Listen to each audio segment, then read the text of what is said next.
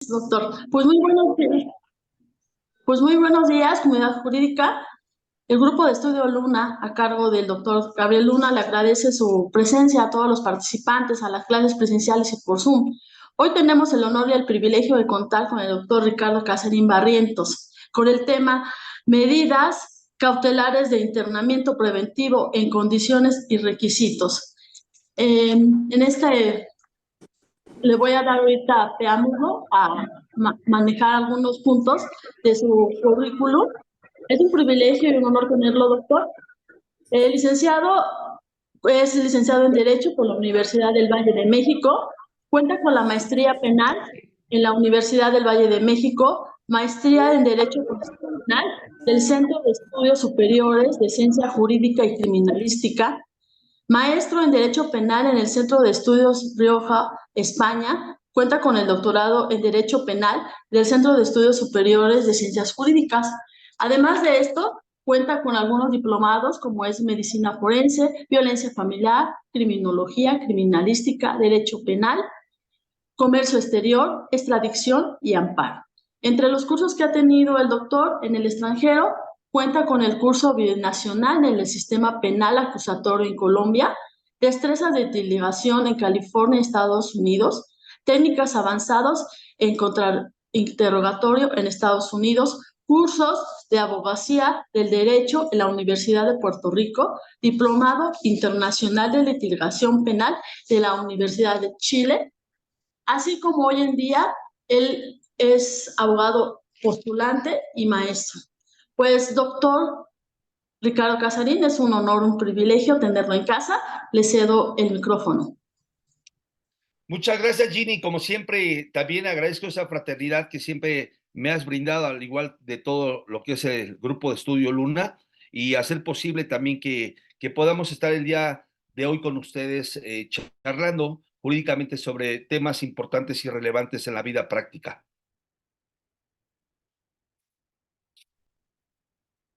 Bien, pues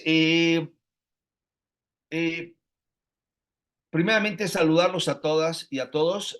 Hay una buena concurrencia, muchas felicidades, veo caritas muy conocidas, ¿verdad?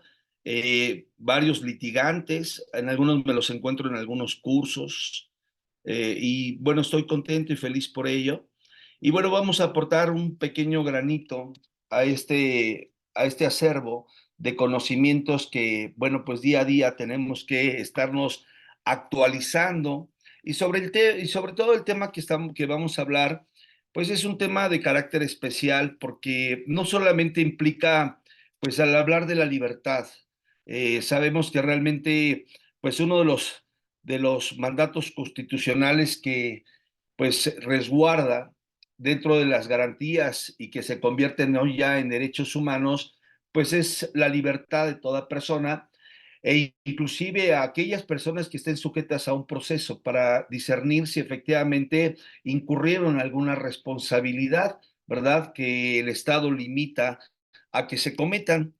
Específicamente, bueno, pues sabemos que esa garantía de libertad estipulada en el artículo 14 constitucional, pues establece ese mandato de protección de una efectiva tutela jurídica para resguardar esa libertad de toda persona. Eh, Sin embargo, bueno, pues sabemos que el Estado ha establecido diversas conductas que las ha establecido como delitos y asimismo las tipifica y las describe como tal. Sin embargo, sabemos que no todos podemos cometer pues esas conductas delictivas, y me estoy refiriendo a aquellas personas que se consideran como adolescentes, ¿no? En el cual, bueno, pues el mismo trato preferencial lo deben de tener todas las personas que están sujetas a un proceso penal. Y bueno, pues atendiendo más a los adolescentes, hay que tener un poquito más de cuidado hacia ellos, ¿no? Por la cuestión de lo que se habla en cuestión de esa forma de discernir, esa capacidad de entender entre lo bueno y lo malo, o aquellas conductas. Sin embargo, no puede pasar desapercibido para el Estado también, pues regular esas conductas también, ¿verdad? Y a lo mejor no va a acarrear esa punibilidad, pero sí debe tener una sanción también por haberse cometido una conducta que la ley establece como delito. Pero cuando hablamos de adolescentes, bueno, pues sabemos que ha habido una mutabilidad constante, universal y progresiva de tutela hacia los adolescentes, por tratarse de ellos mismos, de niñas, niños y adolescentes. Y bueno, pues no solamente lo encontramos en un marco constitucional, sino también lo vamos a encontrar también en tratados internacionales, es decir, en legislaciones internacionales que obviamente las legislaciones domésticas van a adquirir ese proteccionismo a esos adolescentes.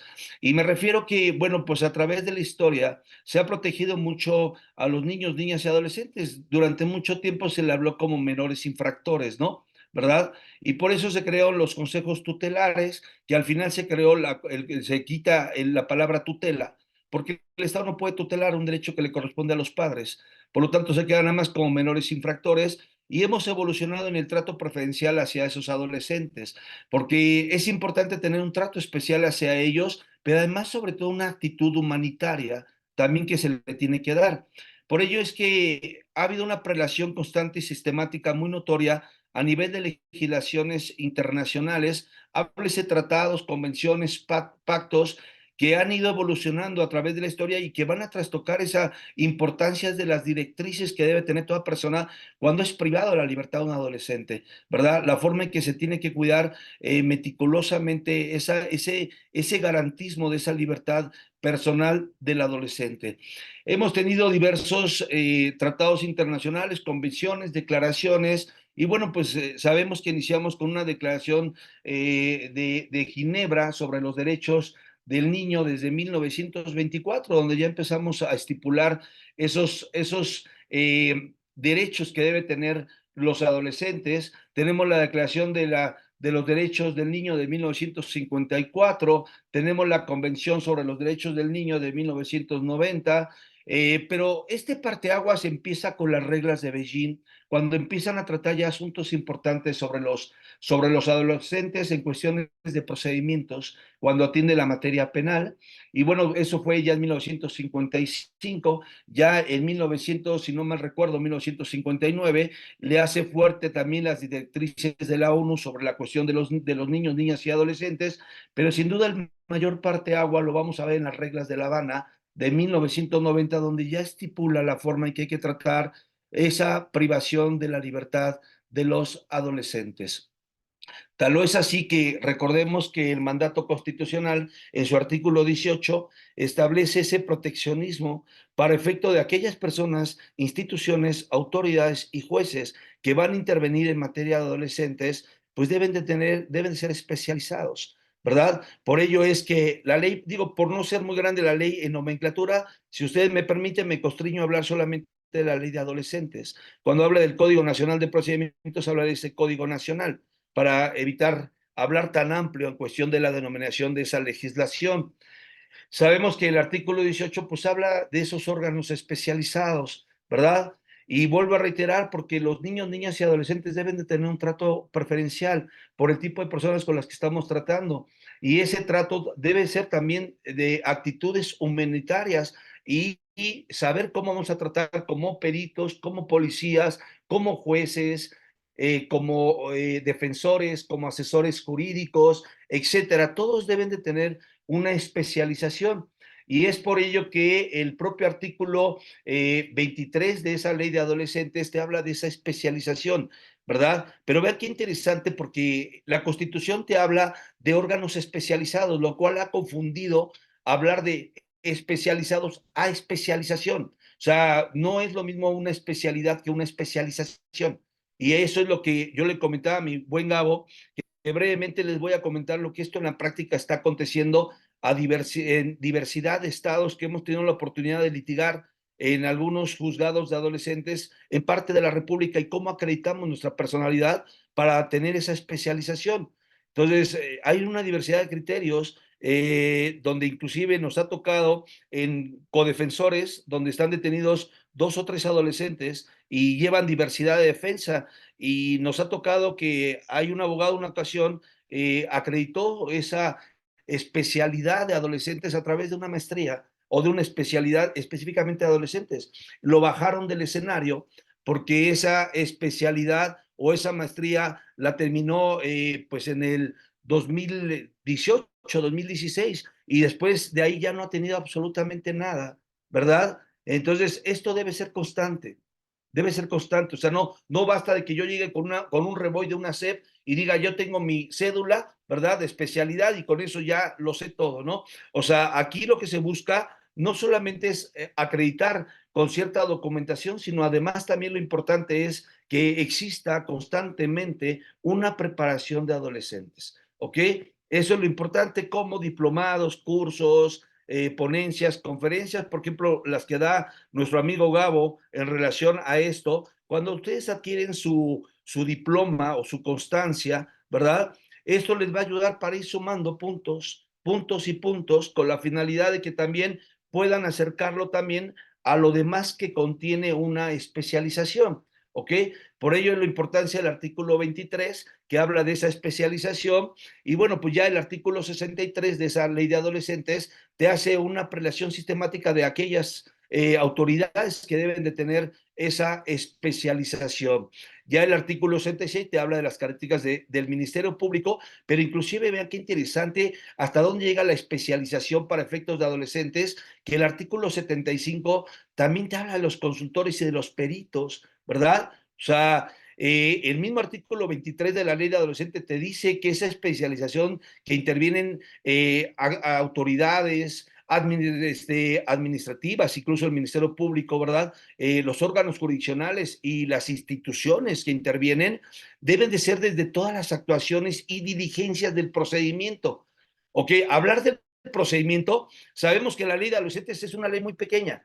¿Y por qué es una ley pequeña? Porque tiene lagunas, no. Porque tiene vacíos o irregulares, no. Porque recuerden que la propia ley de adolescentes te dice que todo lo que no esté comprendido en esta ley se usará de forma supletoria del Código Nacional de Procedimientos Penales. Entonces, obviamente, al hablar el artículo 23 de esas actuaciones y diligencias durante el procedimiento, pues nos constriñe a utilizar el artículo 211 del Código Nacional de Procedimientos Penales, donde establece las secuelas procesales, ¿verdad?, del sistema acusatorio. Pero además, máxime que el artículo 18 constitucional establece que el tinte del procedimiento del adolescente será el mismo del sistema acusatorio. Entonces, vamos a usar que ese inicio de procedimiento, es decir, desde el momento que un policía y desde un momento que un perito interviene en materia de adolescentes, debe de demostrar que tiene una especialización, ¿sí? Porque si no estaría atentando contra esa garantía del debido proceso, porque las garantías y los derechos humanos no nada más es a nivel procesal, sino a nivel actuaciones. Por eso el artículo 23 lo establece correctamente. Diligencias practicadas y actuaciones por funcionarios deben de contar con una especialización. Sin embargo, todavía no lo comprendemos y todavía en los estados hay esa deficiencia porque no están especializados, todavía no tienen esa especialización. Y lo que estamos haciendo es manejar nulidades respecto de esas actuaciones, ¿sí? Sin tumbar el peritaje, o sea, no nos vamos a un fondo, nos vamos a la violación al derecho fundamental que establece el 18 constitucional, que establece el artículo 23, el artículo 63, el artículo 66 y el artículo 75, en tanto a la obligatoriedad que todo servidor público debe encontrarse con una especialización, y lo manejamos a nivel de juicio de nulidad en violación de derechos fundamentales de ese adolescente, ¿verdad? Algunos jueces no se la están aventando, o sea, nos cuesta un poquito de trabajo en los juzgados, pero no, si no nos vamos a la exclusión de la prueba. Dentro de la exclusión de la prueba también tenemos exclusiones, no nada más por impertinentes, sobreabundantes, sino también por las reglas que establece el propio artículo 346 del Código Nacional, sino también por violación a derechos fundamentales. Y eso es un derecho fundamental que se trastoca a nivel derecho humano, a nivel mandato constitucional, ¿verdad? Y entonces nos ha llegado a pasar que de repente nos vamos a la apelación, confirma la apelación la no exclusión de esos datos y medios de prueba y nos vamos al amparo. Pero el amparo, cuando mandan el auto de apertura a juicio y se va a juicio, pues se va a sobreseer porque es una causal de improcedencia. Y entonces ahora tenemos que hacerlo valer en amparo directo o en apelación a amparo directo cuando hablamos de esa violación de esa prueba, ¿verdad? Porque no tienen esa especialización. Entonces, todo eso es parte importante, porque también lo vamos a ver en el trato que se le da en ese procedimiento y estamos hablando de ese internamiento, de esa cuestión de medida, porque recuerden que los adolescentes tienen medidas cautelares, pero también tienen medidas de sanción. No hay que confundir una medida de sanción privativa, que ya es mediante una resolución final, que una medida cautelar, ¿sí? Y esto lo vamos a ver, muchos de ustedes litigan en materia penal y litigan en cuestión de adultos, ¿verdad? O sea, ya han estado en cuestiones de medidas cautelares. La suerte es muy compatible, o sea, la cuestión es muy empática, la forma, porque recuerdo la supletoriedad de lo que no está previsto en los capítulos del artículo 119 en adelante para efecto de medidas cautelares para adolescentes, pues compensa supletoriamente la forma en que regula directamente pues la prisión preventiva para adultos, en tanto a ciertas reglas, ¿verdad?, de valoración, etcétera, ¿ok? En este caso, sí, claro, por tratarse de una persona, de un adolescente, debe tener un trato preferencial también, porque recuerden que lo que se está ventilando, pues es la libertad deambulatoria, o sea, la forma en que goce las personas. Pero además recordemos que los sistemas modernos están diseñados a tirarle a la libertad. O sea, todo tiene que estar. ¿Y por qué? Porque tenemos un principio de inocencia, ¿verdad? Y dentro de esos vertientes del principio de inocencia, en tanto a la regla y al trato procesal, pues deben ser contundentes para que esa persona goce realmente de ese principio de inocencia. Y un principio que le asienta a cualquier persona que enfrenta un procedimiento, ya sea de carácter de adolescente o ya sea una persona adulta. Por ello es importante cuidar efectivamente esa libertad. Lo que va a cambiar en tanto a esa medida cautelar de internamiento preventivo, que al final no deja de ser una prisión preventiva. E inclusive la propia ley de adolescentes, cuando en su artículo 119 establece la medida cautelar de lo que es la fracción decimosegunda, cuando ya habla de un internamiento preventivo, ya cuando en su artículo 120 y demás empieza a hablar de ese internamiento preventivo, lo denomina prisión preventiva, porque no deja de ser una prisión preventiva al final, ¿verdad? Entonces, cuando hablemos de internamiento preventivo, hablemos de esa prisión preventiva de adolescentes, vamos a hablar de sinónimos. Al final es igual, también al adolescente se habla de una prisión preventiva, ¿ok? Entonces, hablar de esa prisión, todo resguardo en algún centro de establecimiento, ¿verdad? A nivel provisional o preventivo, al final persigue un fin, lo que le conocemos como el fin y el medio, ¿no? O sea, si me vas a internar, debe ser por una cautela, por una necesidad de cautela. Y esa necesidad de cautela debe ser bajo un riesgo, ¿verdad? Bajo un riesgo de que el sujeto debe estar resguardado provisionalmente, ya sea adolescentes, ya sean también adultos. Entonces, al final, lo que vamos a ver es la forma garantista que tiene a diferencia del adulto cuando se trata de una prisión preventiva o un internamiento preventivo. Entre ellos vamos a darnos cuenta que en los casos de adultos no puede ser mayor a 2 años, ¿verdad? Sí, esa prisión preventiva. En tanto a los adolescentes, el máximo es de 5 meses y va a seguir la misma suerte del adulto. Si en 2 años, ¿verdad?, no hay una sentencia y perdura esa prisión preventiva justificada, entonces va a haber una modalidad de cambio necesaria, porque no puedo seguir teniendo una persona adentro por el simple hecho de un resguardo de un fin procesal.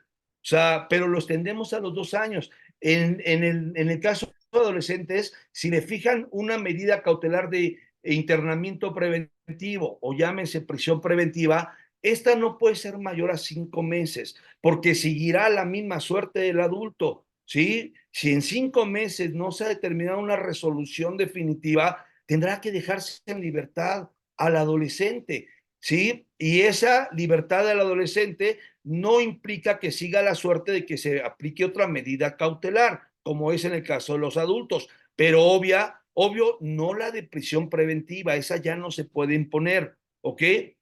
Se los digo en la práctica, ¿qué hacemos nosotros realmente? Usamos chicanas, ¿verdad? De interponer apelaciones o amparos para ganarle el tiempo y obviamente cuando sale la apelación, tan solo la prueba de apelación ya pasaron los 5 meses. Entonces tienen que dejarlo en libertad, ¿ok? Y cambiarlo por otra medida diversa, ¿ok? También es importante determinar, ¿verdad? Que, que en el caso, ustedes recordarán, durante muchos años adoleció en el sistema jurídico mexicano una figura que transgredía a por mayor la presunción de inocencia en tanto a prisiones preventivas, y me estoy refiriendo a la que emana directamente del artículo 19 constitucional, tratándose de prisiones preventivas oficiosas, ¿verdad? O sea, la prisión preventiva oficiosa era la mayor laceración a la Convención Americana de Derechos Humanos. Por ello es que los casos son Pastle Tepile y el caso García Rodríguez, notificados y resueltos y notificados el año pasado, en enero y abril respectivamente, pues fue el mayor regaño que le dieron a la Corte, a la Suprema Corte y a mi legislación doméstica, ¿verdad?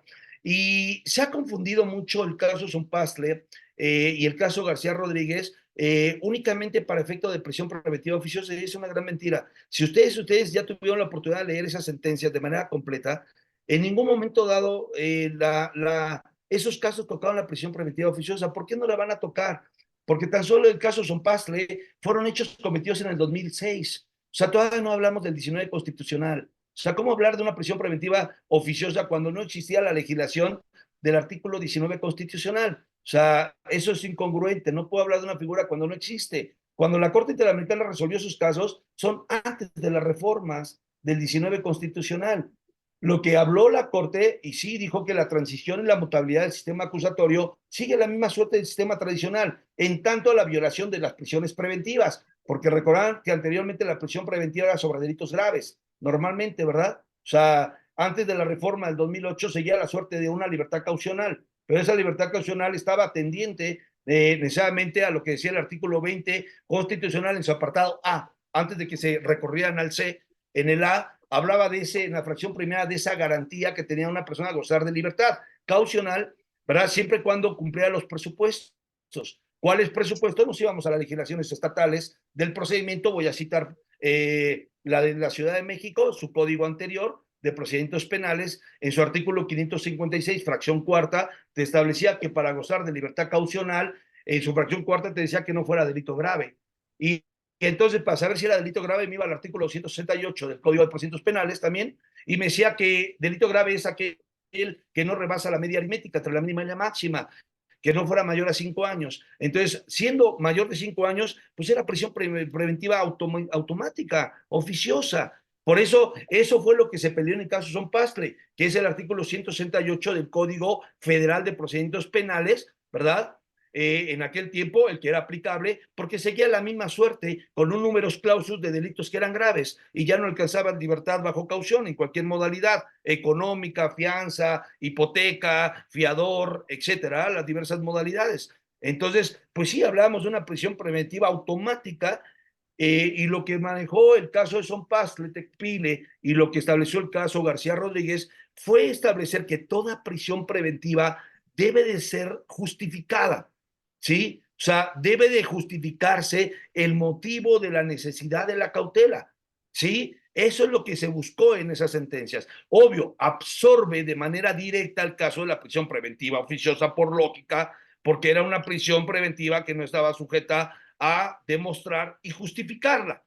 Por eso que obviamente pues queda la oficiosa queda y en octubre del año pasado se emite un registro jurisprudencial en términos del 167 del Código Nacional donde se declara inconvencional. ¿Por qué se declara inconvencional? Porque efectivamente rompe con el 7.2 de la Convención Americana de Derechos Humanos donde sí permite una prisión preventiva, pero que deben de ser justificadas. O sea, deben ser, y además las prisiones preventivas opera la última ratio, ¿verdad? Opera la mínima intervención, opera el principio de excepción, porque se trata de una libertad de una persona y todavía no me has condenado y me tienes ahí para que en un año me digas que fui inocente.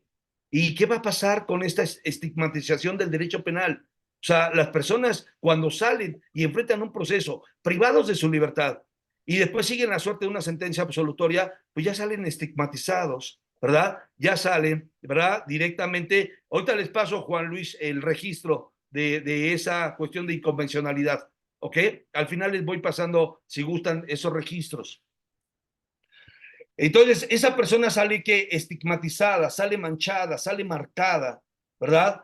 Y ya le quitaste su núcleo familiar, ya lo aislaste del núcleo laboral, ya lo aislaste del núcleo deportivo, o sea, en general, ¿verdad? Entonces, el derecho penal es más represivo, ¿verdad? Que el propio delincuente. A veces, su propio derecho procesal es más represivo, ¿verdad? Que el propia conducta delictiva, ¿sí? ¿Y cuál de esos actos son? Pues el auto de vinculación a proceso con medida, ¿verdad?, de prisión preventiva, las cautelas.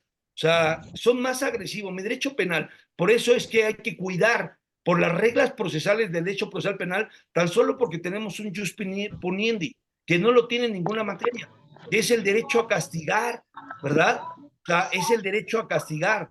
¿Sí? Betsabe Torres, tienes perdido tu teléfono, ahí está. O sea, el derecho penal acontece bajo un jus puniendi, que es el derecho y la facultad punitiva que tiene el Estado. Ese brazo armador y represivo que se llama prisión, porque por excelencia las sanciones, ¿verdad? O las penas que emanan de los códigos penales sustantivos, la primera es prisión, porque es de las primeras que la mayoría de los delitos se aplican, la prisión preventiva, perdón, la prisión definitiva, ¿sí? Entonces, por eso la importancia de que el Estado sensibilice a los jueces a nivel adultos y a nivel adolescentes, que una prisión preventiva o una prisión provisional, el daño y la consecuencia que se puede dejar. Y ese daño se lo está dando el test de proporcionalidad, ¿verdad? En el sentido estricto, cuando el daño que vas a ocasionar perjudica más al que vas a beneficiar. Tienes que ponderar y equilibrar una persona que trabaja, que tiene hijos, que paga, que se le ha demostrado que es el sustento de su casa, ¿verdad? Pero aún así, por asuntos mediáticos o en otras ocasiones por otros asuntos que no quiero tocar cuáles son, ¿sí?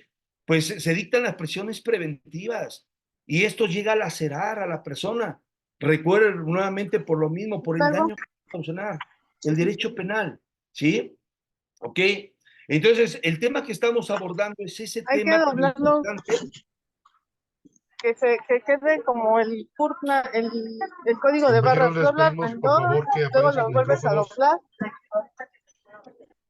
Gina, ¿me ayudas a silenciar micrófonos, por favor? Bien, entonces la importancia de esto radica en que no solamente sepamos las reglas y las condiciones y los requisitos y las circunstancias en que se tiene que llevar a cabo un debate, una demostración, una justificación y una forma de justipreciar de manera correcta por parte de los órganos jurisdiccionales cuando se está manejando una prisión preventiva, ¿sí? O sea, no es el delito, son características peculiares de la persona que enfrenta esa medida cautelar, y así lo dice la ley. Revisa sus medidas cautelares y sus medidas, sus características de la persona que está llevado a un debate de medida cautelar, ¿ok? O sea, analízalo, no es lo mismo un homicidio de una persona que saca un arma, ¿verdad? Y le dispara con toda la hazaña a una persona que a lo mejor a golpes mató, bueno, sí lo mata directamente, pero no con la intención a lo mejor de un arma de fuego y en su mente. O sea, no podemos hablar de esas personas de las mismas características, no podemos atender a delitos. Y por ello hay registros que podemos invocar en cuestión de los debates de las medidas cautelares, tanto para adultos como para adolescentes. Porque algo también interesante es que la prisión preventiva de adolescentes dura hasta máximo cinco meses, pero cada mes el juez está obligado a revisar su medida cautelar para ver si hubo una variación de condiciones que cambiaron objetivamente para no tenerlo ahí al adolescente. Pero además la mayoría de los adolescentes a esa edad estudian, son estudiantes. Yo les puedo asegurar que de mis clientes, el 90% eran estudiantes, ¿sí? O por lo menos trabajaban. Entonces, todas esas cosas hay que llevarlas ante los órganos funcionales, pero además la sensibilidad no debe caber nada más en la defensa, sino en el propio Ministerio Público. O sea, el Ministerio Público no puede tener un brazo inquisitivo, ¿verdad? O sea, no puede seguir el Ministerio Público en el traslado de la mutabilidad entre el sistema tradicional y el sistema acusatorio, llevando la espada que se llama Inquisición. O sea, tiene que quitarse el chip de la Inquisición, ¿sí? Y no hemos podido quitar ese chip de la Inquisición. Y uno de ellos es que la misma ley de adolescentes, específicamente en su artículo 122, obliga a ese principio de adecuación, ese juicio de adecuación, ese principio de idoneidad, que ya la Corte se pronunció respecto de ese juicio de idoneidad cuando abordó esos casos que he referido, ¿verdad? Y que, reitero de nueva cuenta, lo que buscó la Corte era o es enderezar las decisiones de prisiones preventivas. ¿En qué sentido? Primeramente, que una prisión preventiva no se convierta en una medida ya sancionadora, ¿verdad? O sea, que no sea una sanción, te estoy prejuzgando e imponiéndote una prisión preventiva. Y entonces estaríamos confundiendo una cautela con un estado de punición. Eso es muy importante que sepamos dividirlo. El segundo punto es que estamos hablando de un principio de inocencia que tiene que ser resguardado para todas las personas que enfrentan un proceso de carácter penal, ¿ok? Y la tercera, muy importante, es que la Corte determinó, por lo mismo del principio de inocencia que está consagrado en la Convención Americana de Derechos Humanos en su capítulo de Garantías Judiciales, artículo 8, es muy importante también que establezca que se respete, ¿verdad? Que se respete, y ese respeto es en la secuela procesal. Por lo tanto, lo que estableció la Corte Interamericana es dirigir a los países a que toda prisión preventiva debe ser demostrada y justificada. ¿Pero por quién? ¿Por el juez? No, porque el debate es de las partes. Quien hace la solicitud es el Ministerio Público. Y el Ministerio Público, si bien es cierto, el juez va a justipreciar esa idoneidad, ese juicio de adecuación, si le es correcto imponerle esa medida o no cautelar, debe ser en debate argumentativo convincente por parte del Ministerio Público para que entonces en su mente de ese test de racionalidad el juez pueda aplicar ese principio de proporcionalidad y llegar al estadio de que es necesaria la cautela, porque no existen otras medidas que puedan mitigar el riesgo planteado por parte del Ministerio Público. Entonces, obviamente, el Ministerio Público empieza a entrar con esa propuesta y lo va a hacer en adultos en términos del 153 y 155 del Código Nacional, como lo va a hacer el artículo 119 y 120 de la Ley de Adolescentes. Pero en ambos casos, todas las prisiones preventivas siguen a suerte de un riesgo procesal, que por naturaleza primigenia histórica, la primer riesgo procesal que existía era el que podía atentar contra el fin que persigue el objeto, el objeto o el fin que persigue un proceso. ¿Cuál es? Sentenciar, ¿verdad? ¿Cuál es? Sentenciar. Si absuelve, lo dejo, pero si lo condeno, que cumpla esa sanción. Ese, en su primigenia instancia, fue una necesidad de cautela en base a un riesgo procesal para que la persona no se fuera. Que la modernidad a través de los derechos de la víctima han integrado también, ¿verdad?, ciertas circunstancias de protección para efectos de riesgo procesales, como lo es evitar que se dañe a la víctima, evitar que se dañe a los testigos, evitar que se dañe a la comunidad, ¿verdad? Y un tercero más también, que en la modernidad establecemos, que es también que no se torpezca el desarrollo de una investigación o de un procedimiento. Esa suerte de eso siguieron con posterioridad, pero el primero es que no se sustraiga. Pero hoy en día tenemos una modernidad para evitar la sustracción. O sea, cuando hablamos de una sustracción, esa sustracción data de épocas muy antiguas y muy primitivas donde el sujeto se podía esconder en cualquier lugar y llegar a él era complicado. Hoy en día, si quieres encontrar a una persona hasta por debajo de la piedra, los vas a encontrar, ¿cierto? Me acaban de ejecutar una orden de aprehensión en Chalco, ¿verdad? De una persona que la agarraron en Baja California. O sea, de que cuando quieren agarrar a alguien, lo van a agarrar.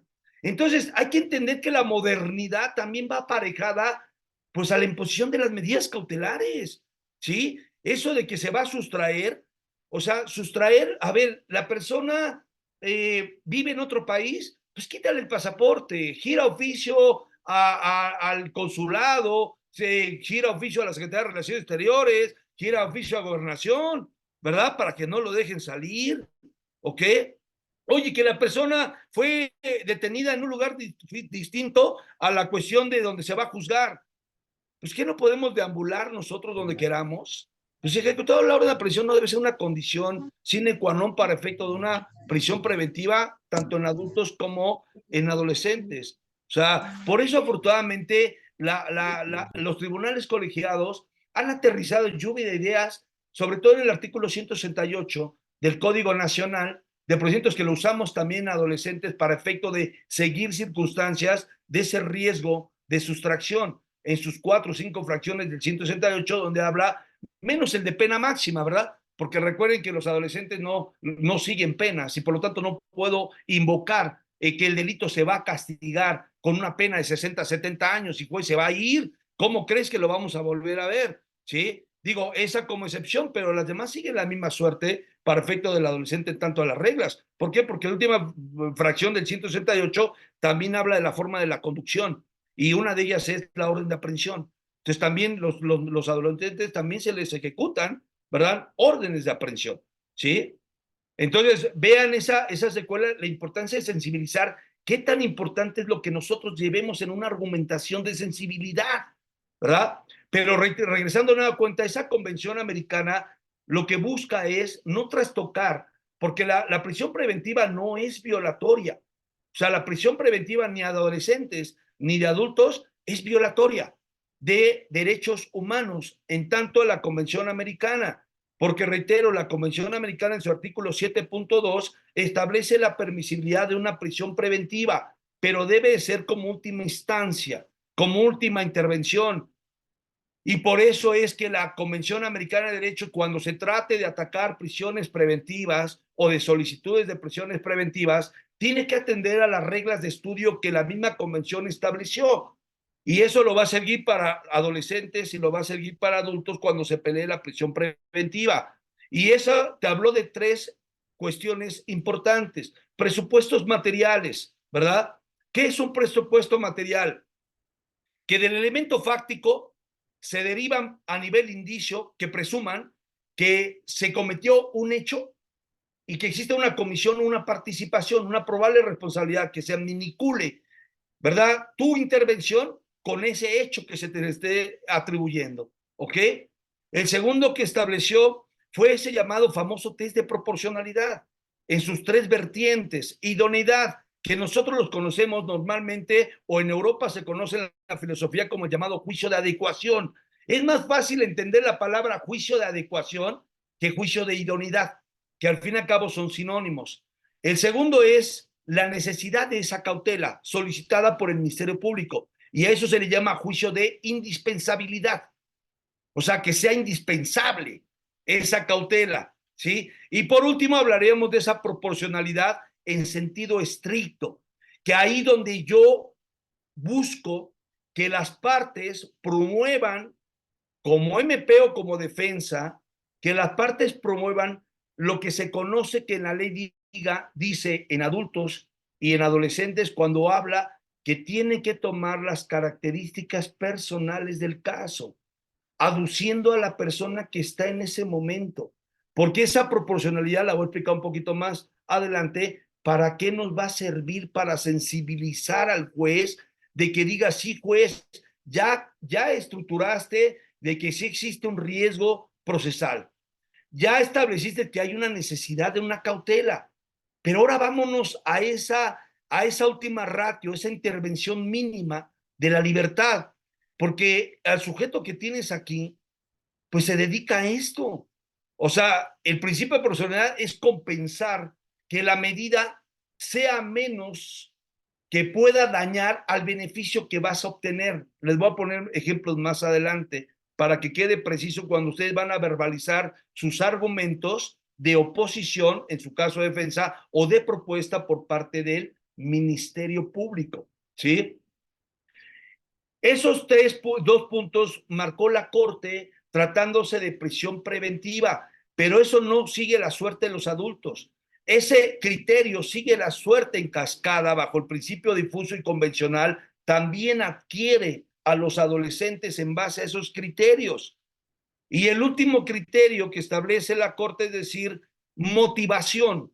Ahí entra el test de racionalidad. ¿Qué es un test de racionalidad? Es el juego intelectual y la capacidad que tiene el juez para analizar los dos anteriores y que no caigan inferencias, que no caigan cuestiones que no son objetivas, ¿sí? O sea, todo ese acervo de datos y pruebas vertidos en argumentos por parte de las partes juega un rol de capacidad para justipreciar el juez que efectivamente no llega a una motivación de resolución de imposición basado y violentado esa racionalidad, ese racionalismo de valoración para llegar a temas de subjetividad, porque esas las estamos tumbando en amparo, ¿sí? Ese aspecto es muy bonito cuando lo manejamos en amparo en aspecto de inferencias, suposiciones, cuestiones objetivas, en valoración de motivación del juego que hizo el juez al momento de justipreciar entre la idoneidad y la necesidad de la cautela y como punto central los argumentos vertidos en el debate de las propuestas y de las condiciones de refutación de esa propuesta. ¿Ok? Bien. Vamos a empezarnos a adentrar un poquito después de este pequeño preámbulo para conocer ustedes un poquito más de la especialización. Yo les recomiendo a ustedes que descarguen la acción de inconstitucionalidad número 37206, ¿sí? Para que vean cuáles son los parámetros que la Suprema Corte determinó para cuando estamos en un juzgado de adolescentes podamos acreditar esos presupuestos normativos de la ley de adolescentes que reitero una cuenta el 23, 63, 66 y 75 de la ley de adolescentes. Para que ustedes tengan una mayor percepción, esto lo virtió en dos aspectos. La Corte determinó que cuando resolvió la acción de inconstitucional relativa al 18 constitucional, ¿verdad? En relación a los órganos especializados y que sigue la misma suerte en cascada de la ley reglamentaria que es la de adolescentes, manejó dos vertientes de la forma en que tenemos que acreditar esa especialización, no especialidad. Son órganos especializados. ¿Por qué son especializados? Porque cuentan con una especialización, no una especialidad, ¿sí? Entonces, hay dos vertientes que resuelven la forma en que nos vamos a presentar al juzgado para poderla acreditar, ¿sí? ¿Ok? Una de ellas es lo que les digo, lo que hace mi buen Gabo y su equipo excelso de trabajo, ¿verdad? Que ahí veo a mi buen Alfonso, veo a Ginny, de los que alcanzo, perdón si no alcanzo a ver todo el equipo, ¿verdad? Veo a Normita Villalbazo, vi hace rato también a mi buen Iván, Jackie también creo que andaba por ahí porque mandó un mensajito de saludos, ¿sí? Todas esas constancias que ustedes están recabando en este diplomado de justicia para adolescentes es un granito que van a ir complementando para efecto de la modernidad, o sea, para efecto de poder acreditar, ¿verdad? Que en la materia tienen un conocimiento constante, ¿verdad? Que puedan darle, pues por lo menos razonablemente y prolongadamente, una actualización y capacitación sobre esta cuestión de materia de adolescentes, ¿sí? ¿Ok? Ese es un cúmulo sumario con varios puntos que tienen que analizar. Ahora, muchos me han preguntado, oiga, maestro, pero necesariamente debo tener una especialidad o maestría por un reboy. No, no. O sea, y se lo digo, yo no lo tengo, ¿verdad? Yo no lo tengo, ¿sí? Pero tengo diversos diplomados que fueron avalados por Revoice, ¿verdad? Por instituciones universitarias y ahí cumplo la primera parte de esa certificación que habla la Suprema Corte cuando dijo que debe ser por medio de una certificación expedida por una institución educativa con reconocimiento oficial, ¿verdad? Pero si nos vamos a la segunda, a la cuestión B de esa Suprema Corte, te habla de conocimientos prolongados y actualizados. ahí donde podemos meter constantemente, ¿verdad? Diplomas, cursos de un día, de 3 días, de 8 días, ¿verdad? De un mes, y le vamos sumando y construyendo a que tenemos los conocimientos suficientes y necesarios para que, para poder dar un trato y una adecuación humanitaria en materia de adolescentes, ¿sí? Chequen ese criterio, y aquí eso dio nacimiento a la jurisprudencia, ¿sí? Ahorita se los doy, de la jurisprudencia, para que la lean con calma y entremos ya de lleno cómo se puede manejar la cuestión de la prisión preventiva.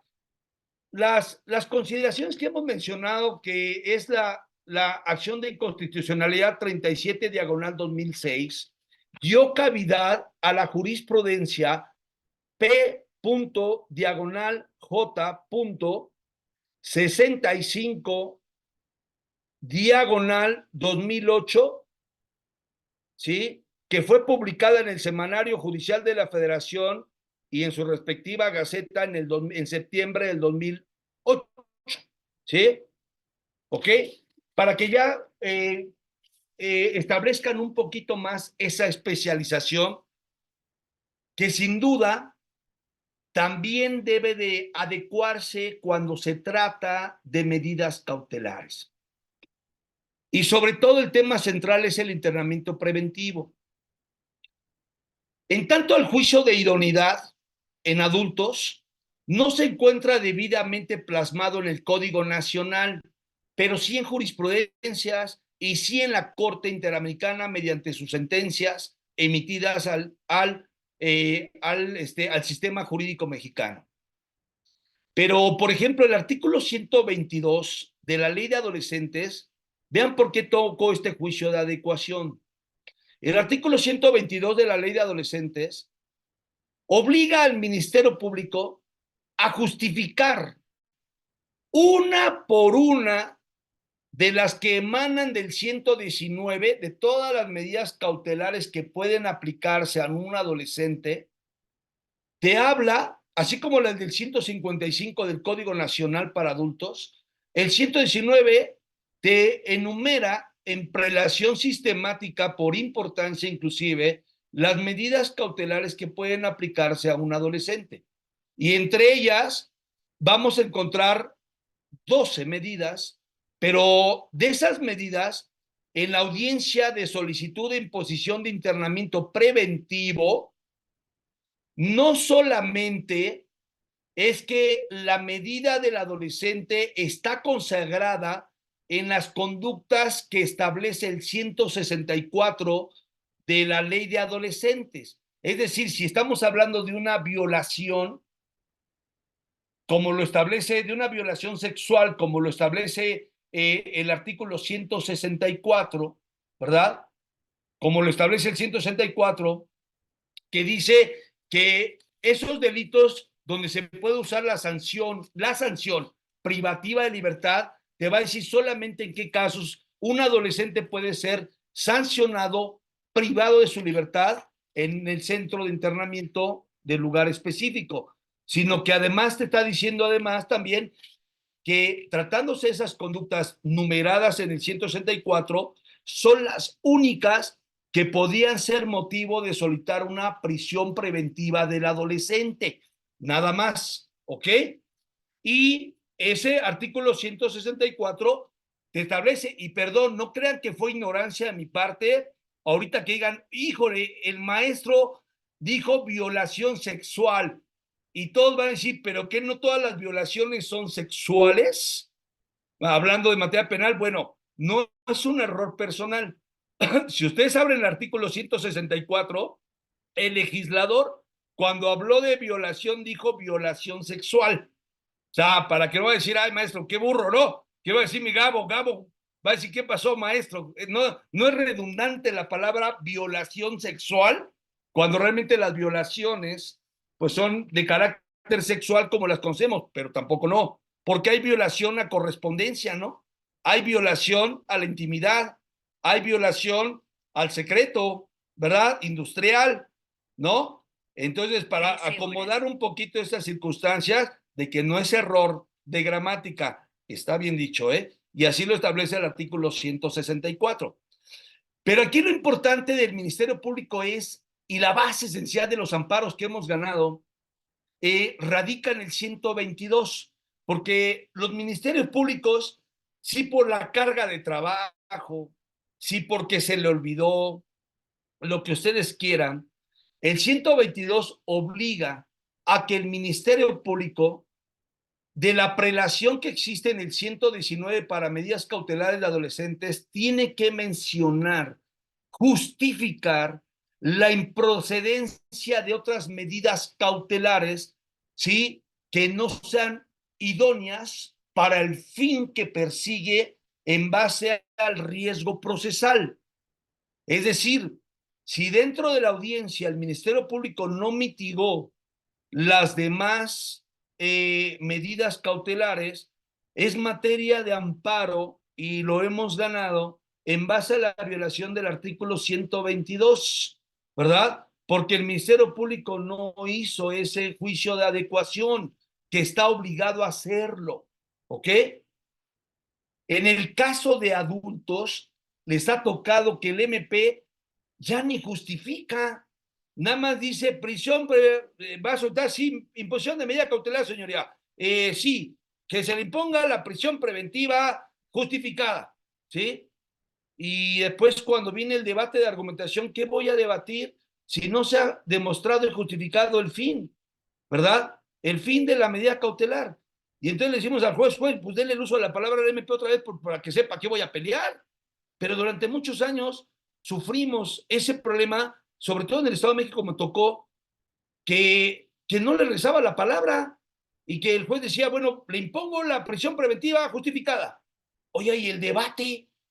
O sea, ¿cuál es el debate? Porque el debate es la magia donde establece la carga procesal del Ministerio Público en adultos y adolescentes para poder demostrar y justificar que la medida cautelar solicitada es la más idónea para que se le pueda imponer la medida cautelar.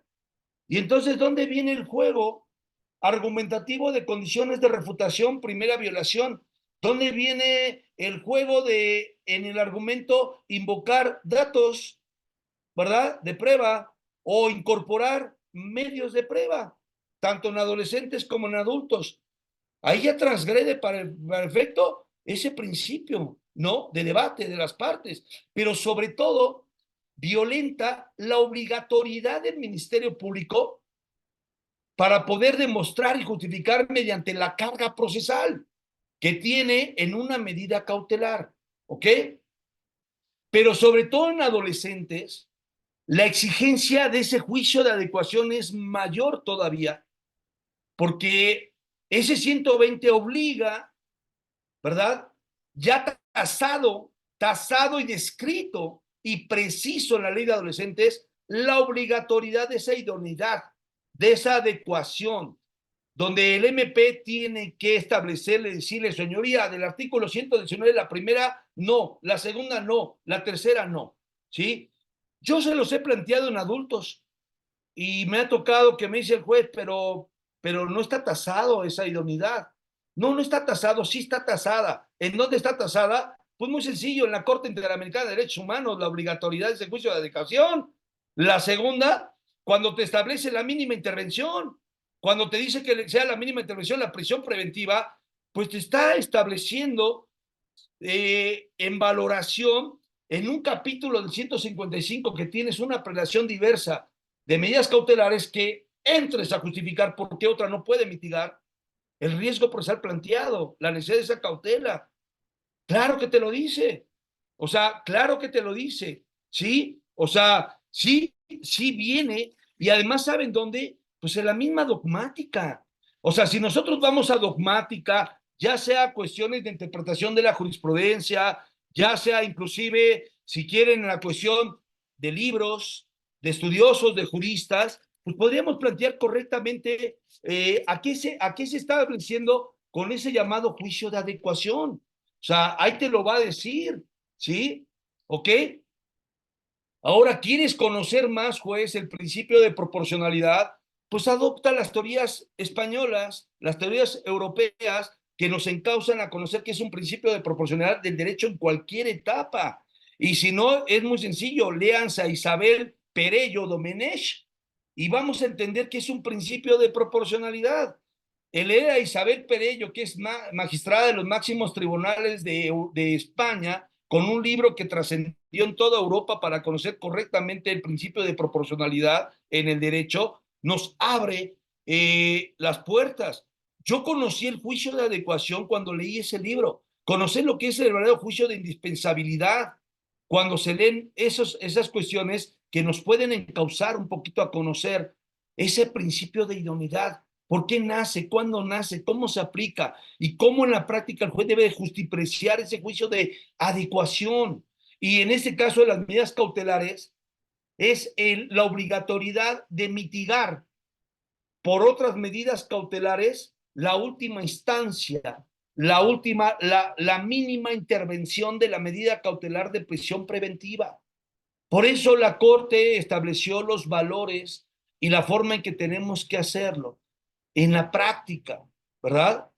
Entonces, eso es muy importante y el 122 obliga al Ministerio Público a que le diga al juez textualmente por qué otra medida no puede ser procedente para poder cumplir con el riesgo procesal, ¿verdad? Del adolescente. Y se lo digo cuando gusten, si por medio de Gabo le puedo mandar material, se los haga llegar cómo razonan ese principio los magistrados, perdón, los jueces de distrito en el caso de amparos indirectos. Si Gabo me permite, puedo empezar a enviarles parte del material para que vean los razonamientos bonitos de ese artículo 122. ¿Sí? ¿Ok? Bien.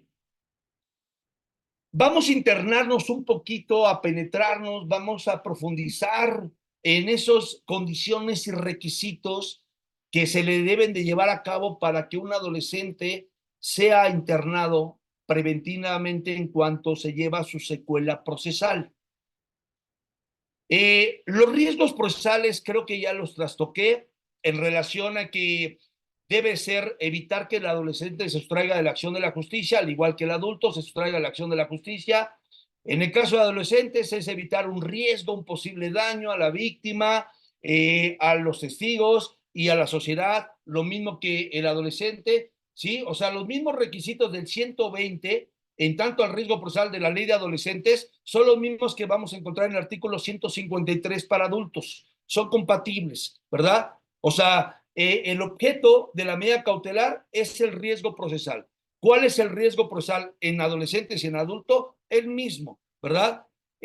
Sustracción de la acción de la justicia, riesgo a la víctima y en su caso, riesgo a la víctima, testigos o sociedad, grupos vulnerables, etcétera. Y tercero, no obstaculizar, ¿verdad? Dice la investigación, ¿verdad? Para adultos, en el caso de adolescentes, el 120 alude a que no se obstaculice el procedimiento, ¿ok? Bueno, esos tres riesgos es lo que va a obligar al Ministerio Público a solicitar que se pueda evitar ese riesgo procesal a través de la proposición de una cautela, o sea, de una imposición de una necesidad de una cautela. Y en este caso ya tendríamos que ver los capítulos de cada uno. Si es adolescentes, las medidas cautelares están previstas en el artículo 119. 119, creo que muchos de ellos, ustedes traen su ley a la mano, ¿verdad? Porque les recomiendo que cuando mi buen Gabo nos apoye siempre a difundir la cultura jurídica en México, y ya estamos haciendo planes con Gabo para hacerlo a nivel internacional, mi Gabo, ¿verdad? Vamos a llevar comunidad jurídica al extranjero, ¿cierto? Porque hay calidad en México, hay calidad, Made in Mexico City y México estatal, ¿sí? Ajá. Hay que llevar nombres ya de mexicanos al extranjero. Y qué mejor que como punta de lanza mi buen Gabriel Luna. Ajá, ¿verdad? Sí. Entonces, por eso es que siempre que ustedes tomen un diplomado con Gabo, tengan a la mano la ley. Yo les recomiendo dos cosas, háganlo de verdad. La primera, contar con la ley aplicable al caso específico de la charla jurídica que se va a dar. Y la segunda, anticípense, lean un poquito sobre el tema, ¿verdad? Cuando yo tenía mis alumnos o tengo mis alumnos y les voy a dar una clase, siempre les voy a decir la clase que voy a dar la siguiente, para que lean un poquito y sea más fluido, ¿verdad? Muchos términos que van a estudiar sobre los temas que van a ver. Háganlo, háganlo. Cuando Gabo, en sus 3 diplomados, establezca ciertos temas, lean antes para que haya mayor comprensión y mayor rapidez. Va a ser muy interesante, es un ejercicio que les recomiendo que lo hagan. En este caso, creo que ahí traen su ley de justicia para adolescentes. Si ustedes abren su artículo 119, por favor, si abren su artículo 119, vamos a ver las medidas cautelares, ¿verdad? Dolores Guillermina ya lo tiene a la mano, ¿verdad? Ya algunos ya lo tienen. Entonces, se dan cuenta, Medina lo tiene ahí, pero habla de medidas cautelares personales y te habla la primera desde la clásica presentación periódica ante autoridad que el juez designe, ¿verdad? Supervisión de una medida donde vayan a firmar. Y así vamos a encontrar una prelación diversa y sistemática de medidas cautelares que el legislador planteó en el artículo 119. Y al final vamos a encontrar en su 12ª el internamiento preventivo. ¿Ok? Nada más que sí quede muy claro que se encuentra como garantía económica la que pueda hacer embargo de bienes e inmovilización de cuentas. Esa no puede ser aplicada en un adolescente, salvo que el adolescente lo haya sido cuando cometió la conducta, pero cuando lo detuvieron ya es mayor de edad. Si la persona ya es mayor de edad, sí procedería, por ejemplo, la de una garantía económica, sí procedería, por ejemplo, lo que es lo que no puede ser embargo de bienes, etcétera, porque eso atentaría directamente contra la persona que toda, por ejemplo, la fracción novena y la fracción décima no se pueden utilizar para personas que sean menores a 18 años y estén enfrentando directamente su proceso. Solamente si es mayor de 18 años. Es la única forma que se puede utilizar. Estaba viendo, porque a veces no cito mucho los artículos o no los preso, pero estaba viendo en dónde viene lo que les había comentado. Ya lo descubrí en el artículo 120, en su párrafo tercero, ¿verdad? En su párrafo tercero, dice las medidas de garantía económica, embargo de bienes e inmovilización de cuentas solamente procederán cuando la persona adolescente haya cumplido la mayor de edad y cuente con bienes o cuentas bancarias propias, ¿sí? O sea, es decir, de los del 119 hay una excepción de procedencia de medida cautelar y en el caso lo es cuando habíamos comentado se trate de garantías económicas que sí están en el 119, embargo de bienes que sí están en el 119 y inmovilización de cuentas si está en el artículo 19 de medidas cautelares, pero solamente procede cuando la persona ya es mayor de edad. O sea, pongo el ejemplo, la persona fue acusada de haber cometido una conducta cuando tenía 17 años, 6 meses, pero había un orden de aprehensión y se la ejecutaron cuando tenía 19 años, ¿verdad? Entonces sí se puede proceder a esa medida cautelar, pero siempre y cuando ya sea mayor de 18 años y 2, que tenga cuentas propias. No le voy a embargar al papá. ¿Estamos de acuerdo? Pues no, ¿sí? Aunque el papá puede ser parte de esa disociación, ¿verdad? De los adolescentes, pero bueno, eso es pragmática, eso es, perdón, dogmática estructural de estudio de las primigenias circunstancias que acontecen, por qué existen conductas de adolescentes, ¿verdad? Que infraccionan y laceran lo que es la tutela protectora del Estado hacia la sociedad, ¿no? Eso ya es materia más dogmática y bonita materia para conocer cuáles son las causas y conocer un poco a Jean Piaget, a Jean Piaget, donde habla de esa forma de principios y valores adquiridos, para que lo lean, si tienen oportunidad, Jean Piaget, estudiar, ¿verdad? Sus estudios sobre los adolescentes. Ajá. Entonces, ya tenemos un catálogo, ya tenemos mi riesgo procesal, ya tengo mi catálogo, ¿verdad? De las medidas. Perfecto.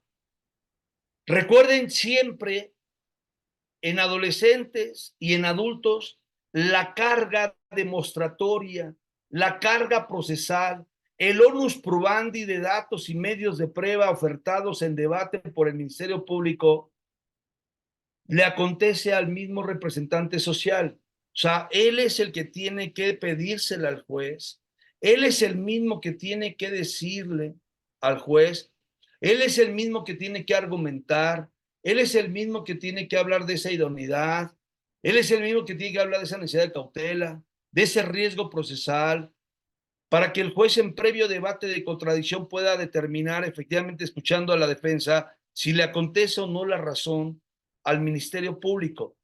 Pero no puede existir una medida cautelar, la que sea, y máxima en la de prisión preventiva para el adolescente, si no invocó el riesgo procesal. Porque el Ministerio Público tiene que invocar el riesgo procesal. Señoría, toda vez que existe la cuestión de la sustracción del adolescente, solicito se le imponga la prevista en el 119, fracción 12ª, que consiste en internamiento preventivo. Toda vez, ahora entra el 122, toda vez que las previstas en la fracción tal, tal y tal del 119 no pueden hacer frente a ese riesgo procesal. Por lo tanto, es la última que debería de imponérsele.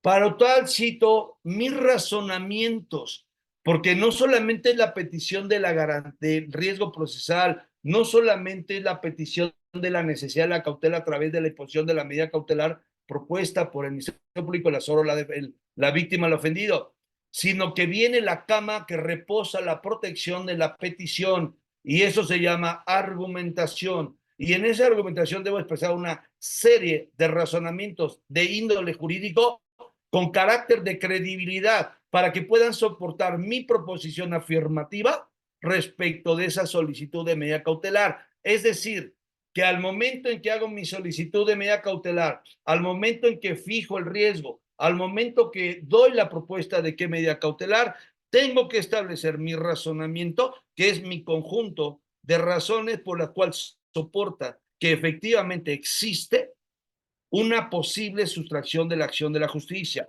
una posible riesgo a la víctima, un posible riesgo al testigo, un posible riesgo a la comunidad, un posible obstaculización del procedimiento que establece el 120 de la ley de adolescentes. Ese razonamiento que cuaja en las mentalidades de la contradicción y al momento en que el juez va a dictar la dicción correcta de esa medida cautelar, debe estar bajo una esfera que se llama racionalidad.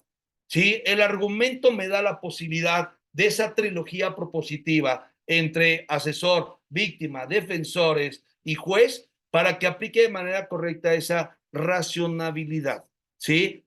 Al momento en que empiece a justipreciar de manera correcta, ¿ok? La solicitud previo debate de la parte contraria, ¿ok? Ese juego de razonamiento es la magia con la que el juez debe de soportar su decisión, ¿ok? ¿Sí? Y esa magia es no inferencias, no suponer y no imaginar y no cuestiones objetivas, porque al final, subjetivas, perdón, porque al final el Ministerio Público invoca los datos necesarios para soportar su razonamiento. Mi razón es sustracción, pero ¿por qué? El dato de prueba acredita que el informe pericial, el dato acredita ciertas cosas, o sea, esa forma de adminicular o coligar de manera correcta el dato de credibilidad con la cuestión de índole jurídica, que en este caso es, ojo, mi credibilidad es el dato o medio de prueba incorporado, ¿verdad? Que me va a adminicular mi razón de índole jurídico. ¿Cuál es la razón de índole jurídico? El riesgo procesal. ¿Cuál específicamente? ¿Verdad? Sustracción de la acción de la justicia, perfecto. ¿Cuál es tu elemento de credibilidad? Por eso es mucho ojo. Por eso es que en el debate debe de tener su pluma y su lápiz y su hoja para escuchar cuáles son los elementos de credibilidad, no solamente la razón. ¿Cuál es la razón? Sustracción, señoría, específicamente de riesgo procesal, sustracción. Ok, apuntamos sustracción, ¿verdad? Porque no voy a pelear algo que no me están invocando. Ojo, no voy a pelear en contradicción algo que no me invocan. Es innecesario, ¿sale? Regla de la argumentación jurídica, no invoques cosas que no te hacen daño. ¿Sí? ¿Ok? La otra es, voy a apuntar específicamente de esa carga demostratoria y justificar, porque es demostrar y justificar. ¿Sí? El Ministerio Público me tiene que decir cuál es el elemento de credibilidad de su argumentación. Recuerden que la argumentación tiene una trilogía. La trilogía de la argumentación es arriba la razón, abajo del lado izquierdo la credibilidad y del lado derecho el elemento jurídico. Es mi triángulo. En medio tengo acto procesal. ¿Cuál acto procesal? Medida cautelar, auto de vinculación a proceso, exclusión de pruebas, juicio de nulidad, alegatos de clausura, ¿verdad? El acto procesal es el que va a cambiar, pero mi trilogía siempre está protegida por tres elementos. Arriba la razón, del lado izquierdo, ¿qué tengo? Lo que es la credibilidad. Y del lado derecho, ¿qué tengo? Pues lo que es el elemento jurídico que voy a adminicular.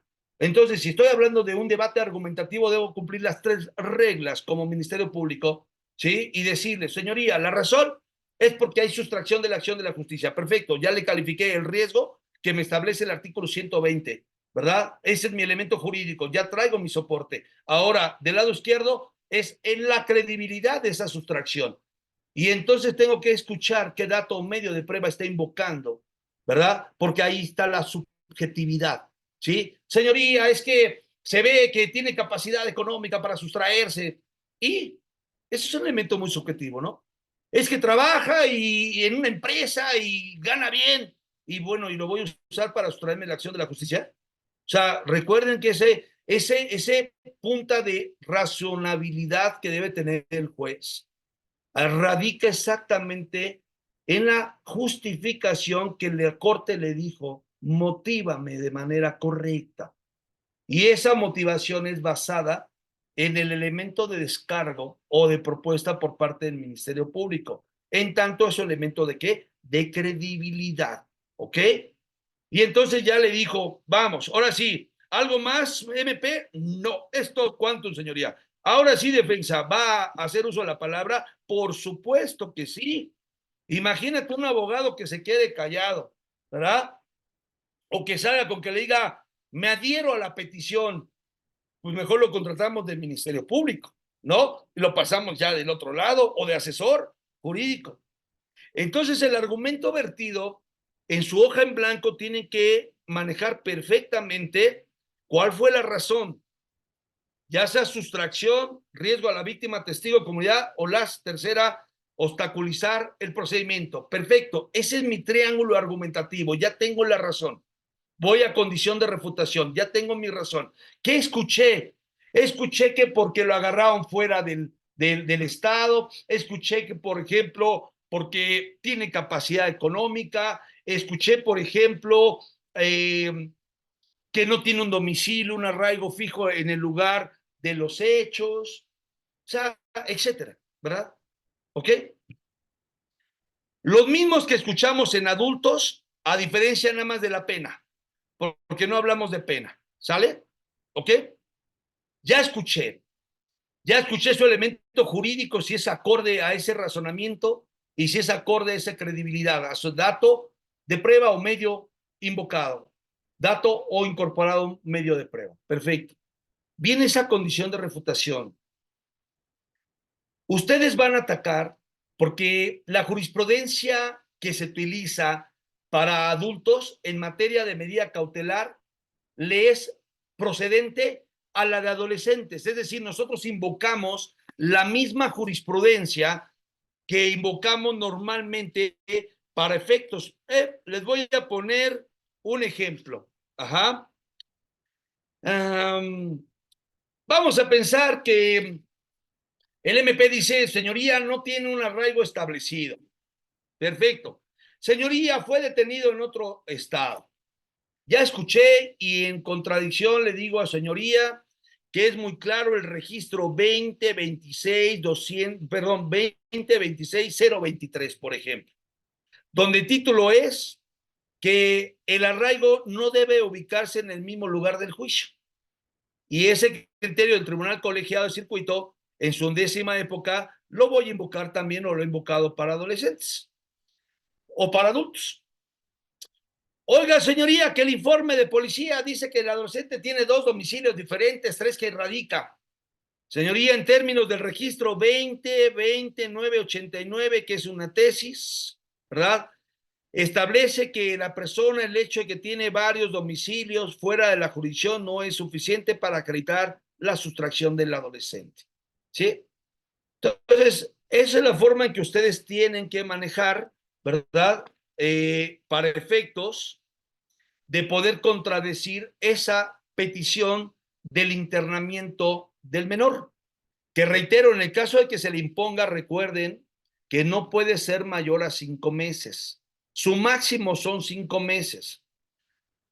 2 reglas procesales muy interesantes. Ajá. Si en 5 meses no se ha resuelto su situación jurídica de los adolescentes, entonces el juez tiene la obligación de ponerlo en libertad. Muy sencillo, si interponemos un juicio de amparo indirecto sobre esa medida cautelar y me tarda cierto tiempo, una apelación sobre la vinculación, por ejemplo, ¿sí? Pues me va a dar el tiempo suficiente para que pasen los 5 meses, ¿sí? ¿Ok? Recuerden que las dilaciones procesales para efectos de sentencias acontece para el uso de la defensa, como lo es el adulto, pero no para efectos de medidas cautelares. Por lo tanto, si impongo mi amparo, pues se va a resolver en 4 o 6 meses y tendrán que cambiarla. Pero otra es que también las medidas cautelares deben ser revisadas cada mes. Es decir, que el juez debe de revisar si hubo una condición de cambio, una variación objetiva por la cual se le impuso en primigenia instancia la prisión preventiva al adolescente. Si esta ya cambió, entonces obviamente tendrá que modificarla. Lo hemos hecho en la práctica. ¿Por qué? Porque debemos de tomar en cuenta qué fue lo que emitió el riesgo procesal y cuál fue el dato o el medio que invocó el órgano jurisdiccional para que entonces en esa revisión periódica por mes le invoquemos y le incorporemos razones, elementos de credibilidad para destruir obviamente el elemento jurídico que citó inicialmente el MP, que es el riesgo procesal y la necesidad de la cautela, para que el juez pueda hacer la variación. Es lo que nosotros conocemos en el artículo 161 para adultos, ¿verdad? Cuando hacemos imposición, revisión, nada más que en los adultos no se revisa cada mes, en los adolescentes se tiene que revisar cada mes, ¿ok? Y hacer la variación si la hubo. Y si no, peleo esa variación. Si yo invoco un medio, invoco un dato o incorporo un medio, ¿verdad? Y creo que me adolece la forma en que justipreció el órgano jurisdiccional de adolescentes, pues lo voy a recurrir esa solicitud de variación, ¿sí? Y la podemos también ganar, si tenemos los elementos que para hacerlo, ¿sí? ¿Ok? Recuerden que también una prisión preventiva de internamiento de adolescentes no puede ser combinada con otras. ¿Sí? Si se pone prisión preventiva, es decir, internamiento preventivo al adolescente, no se puede cambiar. ¿Ok? Perdón, no se puede combinar como en el adulto. Cuando le imponen la prisión preventiva justificada, no puede ser combinada con otras. ¿Ok? Bien. ¿Qué más podemos comentar? Debe ser revisada, hay que checar si las condiciones persisten. Algo muy importante, la prisión preventiva de adolescentes o el internamiento no se le puede imponer a personas menores de 14 años. Ustedes saben que tenemos 3 grupos etarios, uno que es de 12 a 14, de 14 a 16 y de 16 a 18. En el caso de la... No lo puede en ver, el caso, no comenzaron a perder. Si se lo presta a César, ya hace TikTok. Ellos agarran, ellos. Mira, ya hace TikTok, sale este TikTok. Yesenia, ¿puedes apagar tu micrófono, por favor? Ya bajó todo esto. Ginny, ¿me ayudas, por favor? Sus TikToks te quitó esto y esto carga mucho espacio. Hay que compartir una tarjeta nada más. Yesenia Mar, por favor. ¿Qué pasó con tu? Ya ni me contestó. No, María. Yesenia Mar, por favor. Ok.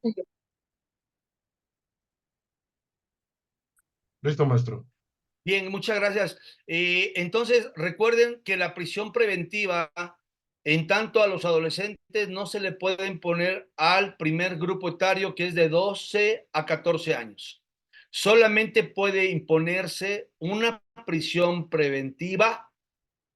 Recuerden que aquí se han dado cuenta que yo nunca he hablado de oficiosa y justificada, ¿eh? Es algo muy interesante. Ustedes recuerden, perdón, que los adolescentes nunca entraron a prisiones preventivas oficiosas, ¿eh? Siempre fueron justificadas, siempre, ¿ok? ¿Ok?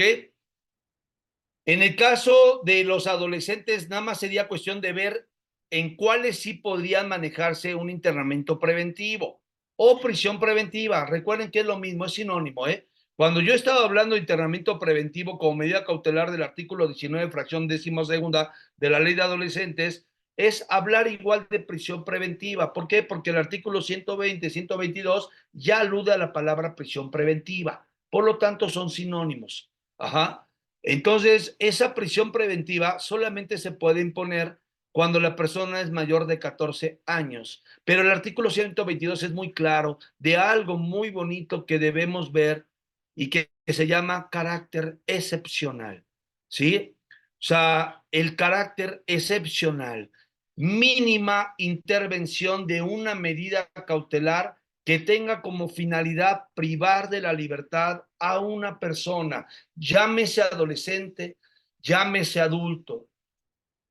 Y lo hemos tocado desde el inicio e inclusive hemos tratado de sensibilizar y acercarnos a esos espacios como abogados y no nada más a nivel operadores desde el punto de vista de la trinchera de MPs, asesores, defensores, sino además desde el propio juez, porque al final y al cabo quien determina, pues la prisión va a ser el juez. Entonces, hablábamos de que hay que evitar ya esos asuntos mediáticos, esos asuntos sentimentales también, cuando ciertos delitos están de moda, ¿ok? O sea, donde le vemos la misma cara a la misma persona cuando le etiquetamos con en la frente por el tal delito. O sea, no podemos hacer eso porque al final el hecho de que existan, o sea, aparte el hecho de que exista reglas domésticas y reglas internacionales que compatible bajo principios de convencionalidad, de principio difuso, protectores de derechos humanos y de las garantías que protegen esos derechos humanos, más allá que eso, debemos saber que cuando estamos en un debate de una medida cautelar y estemos trastocando la prisión preventiva, tengamos ese razonamiento de proteccionismo a afectar a una persona que la vamos a excluir de por vida, ¿verdad? Porque comentábamos, esa prisión preventiva ya te dio una torre para todo. Ahora, no digo que no deba existir. Ojo, si yo hago una comparativa con Europa y con el derecho anglosajón, el 90% le tira la libertad y le pega más al bolsillo. ¿Sí me explicó? O sea, le pega más al bolsillo. ¿Sí? Pero ustedes han de decir, maestro, pero la idiosincrasia de delincuencia es muy diversa en un país que en otra, sí.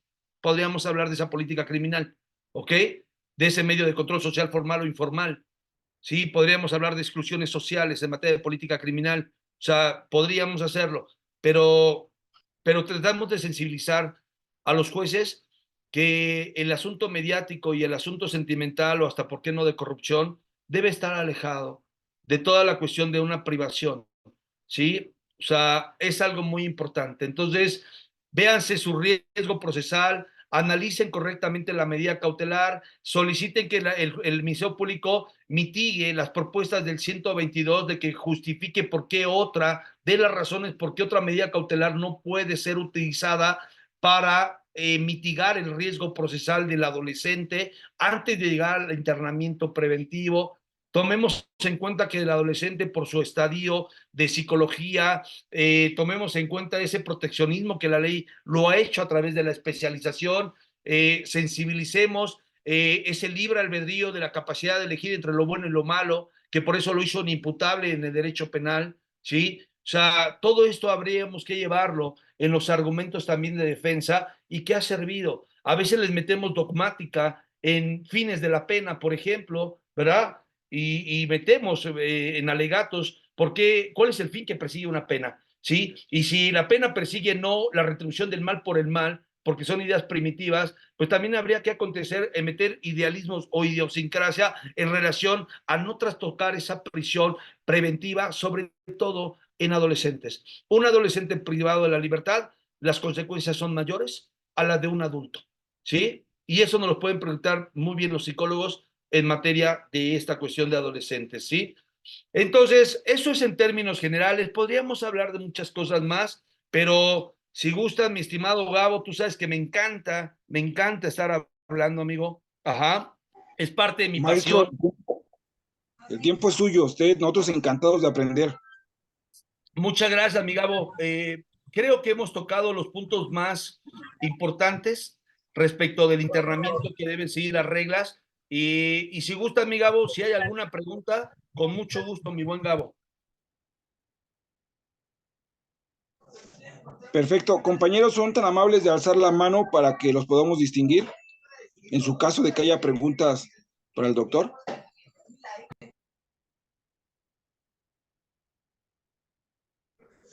Al parecer creo que está nuestra querida Solecito Pérez. Ah, caramba, mi maravillosa y fina y distinguida y apreciada y por demás, Solecito.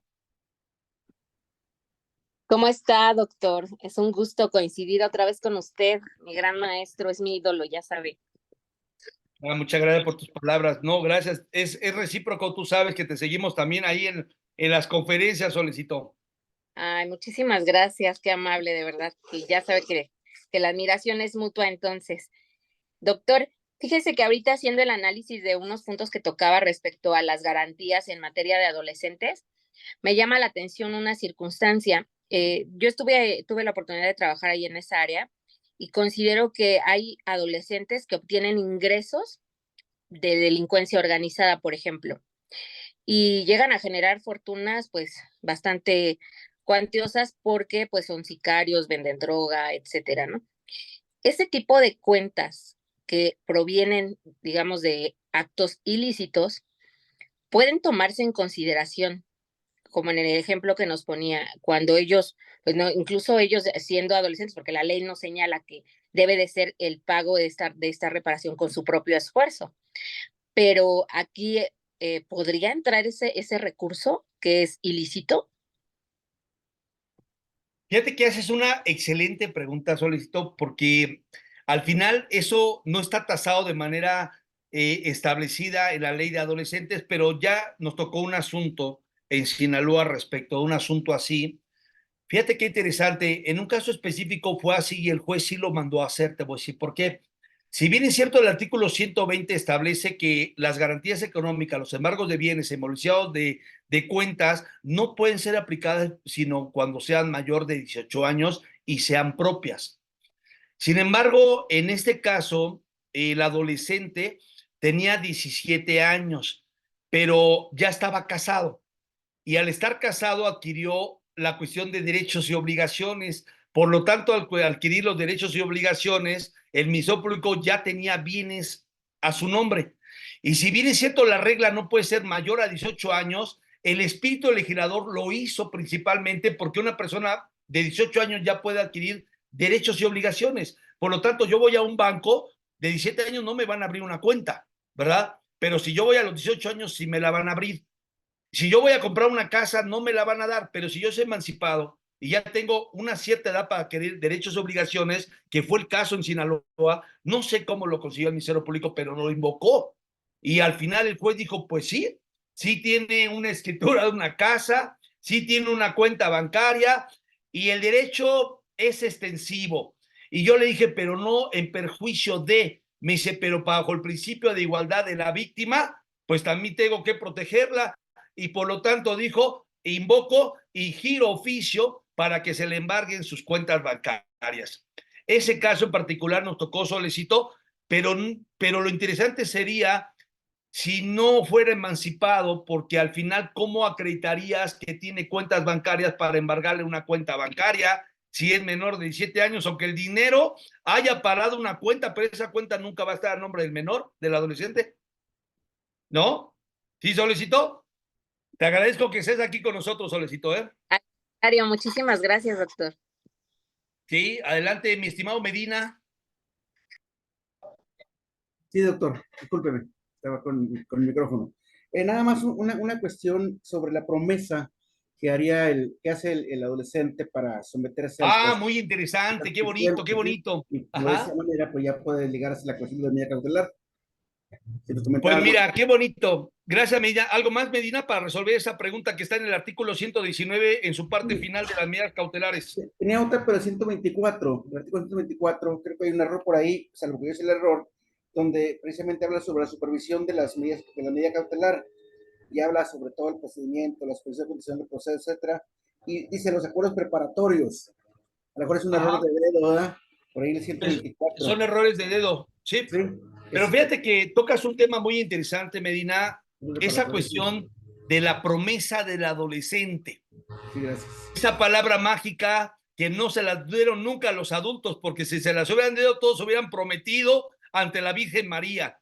¿Sí me explico? Ya no ante la Constitución, le habían puesto a la Virgen María y hubiera hecho la promesa de que no se iban a ir, pero se la dieron a los adolescentes.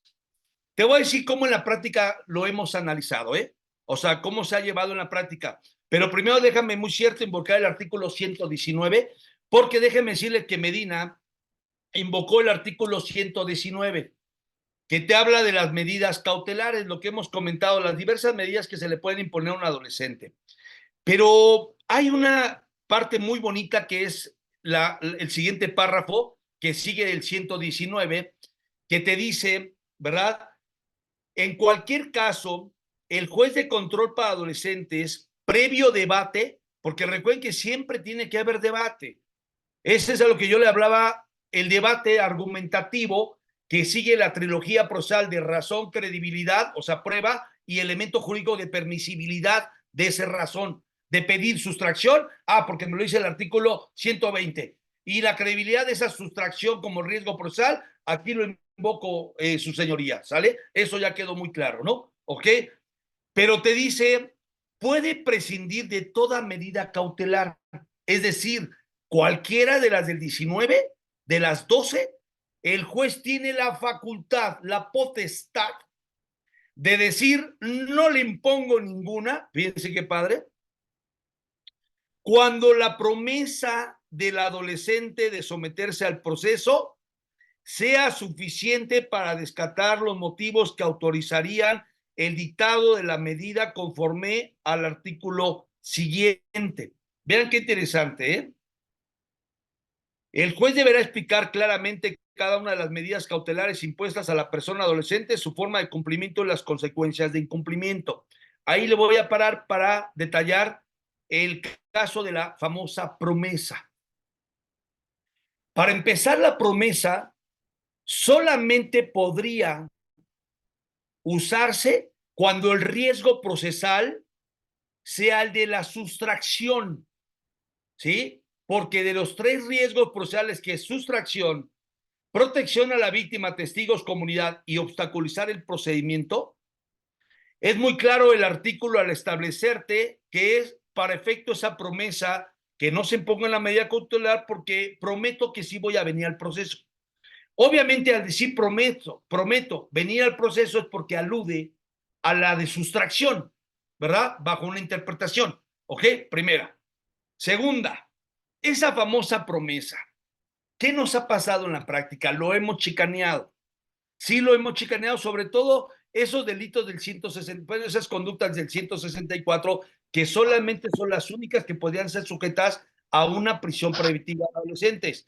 Si un ministerio público pide una prisión preventiva en adolescentes que no haya sido de las que están en el catálogo del 164 de la ley de adolescentes, pues ya sin mayor preámbulo me pasó una ocasión el Ministerio Público pidió prisión preventiva para una conducta que no estaba en el número clauso del 164. Muy sencillo, señoría. Pues no, o sea, exhibes que no pudo haberlo hecho porque no está dentro de sus facultades pedir el internamiento cuando no sea una conducta prevista en el 164.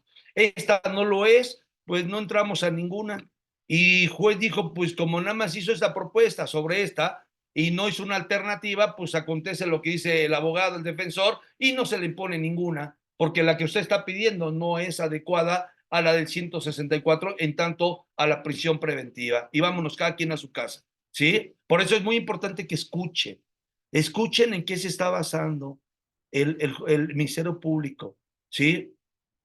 Pero esa promesa normalmente la usamos cuando se trata de solicitud de prisión preventiva. Cuando nos solicitan el de la firma periódica, a mí no me conviene discutir una medida cautelar porque de firma, porque el juez tiene la facultad de que si hay un riesgo procesal y una necesidad de cautela, no necesariamente sea la que le pide el MP. O sea, él puede imponer una o varias, siempre y cuando no sea más gravosa de la que ya le pidió el Ministerio Público, que fue prisión preventiva. Entonces, si yo le peleo la de firma, eso es por astucia procesal. Si yo le peleo la de firma, corro el riesgo que el juez me puede imponer una o varias. Entonces juego bajo la temática de inducirlo a que está bien, de que no vamos con la idea de engañar al juez. Y lo hemos dicho, señoría, me parece perfecta la de firma periódica. Pero cuando vamos a la cuestión de prisión preventiva, usamos como estrategia la promesa que tiene él. Y para esto llevamos su complemento de datos de prueba, fíjense, ¿eh? O sea, pongan mucha astucia a esto, ¿eh? Una cosa es la comprobación de datos y medios de prueba que pueda llevar la defensa como parte de contraargumento propuesto por el Ministerio Público de una medida cautelar, y otra es la chicana de escuchar a un adolescente también. Y entonces al adolescente ya lo preparamos para decirle, oiga, señoría, quiero decirle que en términos del artículo fulano y tal, dice, le prometo, siempre y cuando sea la de riesgo procesal, de sustracción, nada más. Le prometo, es más, aquí está mi manita derecha y el osito Bimbo enfrente de mí, ¿verdad? ¿Sí? Es más, traigo mi virgen, de verdad, ¿sí? O sea, astucias. Le prometo que no me voy a ir. Pero esa promesa no puede ser subjetiva. Por eso es importante que esa promesa la lleven objetiva. O sea, no basta nada más que le diga, de verdad lo hice de broma. No puede decir bajo el osito Bimbo o bajo la Virgen de Guadalupe, pero no, pues no te voy a creer. Esa promesa debe estar sustentada. Y esa promesa es decirle, señoría, prometo que no me voy a ir. ¿Pero por qué? Se lo voy a explicar, señoría. Estudio la prepa. Tengo clases de taekwondo, de natación. Vivo en mi casa con mis hermanitos más chiquitos, los tengo que cuidar, ¿sí? O sea, meterle paja a esa objetividad para que el juez diga, va, te la concedo. Que tengas la mínima posibilidad de pelearlo, ojo, pero no es una obligación, porque es una potestad del juez aceptar tu promesa. Y les puedo asegurar que los asuntos que hemos llevado ya se la saben los jueces. Si el juez creyó que existe un riesgo procesal, si el juez creyó y justifica la necesidad de cautela, si revisó la idoneidad, la adecuación de otras medidas cautelares, si revisó el punto fino de la necesidad de la cautela, si ya analizó la proporcionalidad, que es más benéfico adentro o afuera, no hay poder humano que lo cambie, ¿sí? Con todo y tu promesa ante el osito Bimbo, de todas maneras, incluso de verdad, no lo tomen a mal, en un asunto lo hice hasta que llorara el adolescente, o sea, sentimentalismo, le hice una pauta de chantaje en un argumento que no debe ser usado, pero como lo pide el adolescente cuando realiza argumentos jurídicos sí aceptaría el lenguaje emotivo por el acercamiento de sensibilidad, más no el abogado. O sea, el abogado no le va a decir, mire, este adolescente tan bonito, se viste bien, juega bien fútbol. O Eso no lo va a convencer al juez en el caso de una condición de refutación de argumentos de debate de una medida cautelar. Debe ser conforme a derecho, porque es un juez. Pero cuando le damos el uso de la palabra a lo docente, pues sí le metemos una mezcla de el lenguaje medio emotivo, ¿no? Para ver si le llega a la juez o al juez. Pero les puedo asegurar que los que he intentado en promesa, solamente uno me lo aceptaron. El demás se quedaron adentro. ¿Sí? Ok, Medina. Adelante, mi Carlitos, Carlos Morales. ¿Qué tal, doctor? Un gusto saludarlo y estar con usted. Igualmente, mi Carlos, gracias por estar aquí. Como siempre, doctor, yo tengo nada más que comentarle conforme al 155, habla de Ajá. medidas no privativas de la libertad, pero me Es llama correcto. la fracción segunda de las medidas privativas o restrictivas de la libertad y dice estancia domiciliaria, internamiento, la fracción C, semi-internamiento, internamiento en tiempo libre. ¿Cómo podemos manejar esto antes de irnos directamente a la prisión preventiva? Doctor, ese es... No, es que acuérdate, mi buen Carlos, que los procesos adolescentes y adultos siguen primeramente una secuela procesal, ¿no? Las secuelas procesales tienen como fin imponer la sanción, si es en adultos la pena, y en el caso de adolescentes, como se exime la pena, que es la diferencia, se estudia nada más el tipo penal, pero no se estudia la punibilidad. En el caso de adolescentes, ellos tienen sanciones no privativas, sanciones. Es que al principio yo les decía, hay que diferenciar entre medida cautelar y sanción. La medida cautelar es el proteccionismo de la secuela procesal que va a garantizar algo y que se llama riesgo procesal, que es a lo que hemos estado hablando, ¿verdad? Sustracción, riesgo a la víctima, obstaculizar proceso. Para efecto de garantizar cualquiera de esas tres circunstancias, se hace una cautela, una necesidad de cautela de que la persona permanezca bajo ciertas reglas cautelares, que puede ser firmar hasta la prisión preventiva. Ya eso es lo que se discutirá, lo que hemos estado hablando en el desarrollo de la presente sesión. Y otra cosa es la determinación, que es el fin que persigue todo proceso, que es una sentencia, salvo figuras anticipadas, acuerdos reparatorios, suspensiones condicionales, procedimientos abreviados, sobreseimientos, suspensiones por fuga, etcétera, ¿no? ¿Sí? En ese caso, el proceso persigue un fin. ¿Cuál es? Y no me estoy refiriendo al objeto del procedimiento visto desde la óptica del artículo 20 constitucional, apartado A, fracción primera. El objeto del proceso penal es esclarecer la verdad de los hechos, que el impune, ¿verdad? Que el culpable no deje sin castigarse, que el inocente no se le castigue y que se repara el daño. Si hacemos esa tetralogía y la unificamos, al final se va a hacer con una sentencia. Ese es el fin principal de un proceso, la sentencia. Y esa sentencia va a tener una consecuencia jurídica. Y esa consecuencia jurídica lo vamos a ver de dos formas. Adolescentes, sanciones privativas y no privativas. Por lo tanto, en el capítulo de esas sanciones, lo que tú me estás leyendo no entra para efecto de discutirse en una medida cautelar. No. ¿Sí? Correcto. ¿Ok? Divina, sí. Carmen. Mientras voy leyendo los mensajes de WhatsApp, bueno, no, del chat. Sí, adelante, te escucho. Sí, doctor Casarín, buenas tardes. Un gusto saludarlo siempre. El gusto es mío. Felicitaciones por su ponencia. Excelente, como siempre.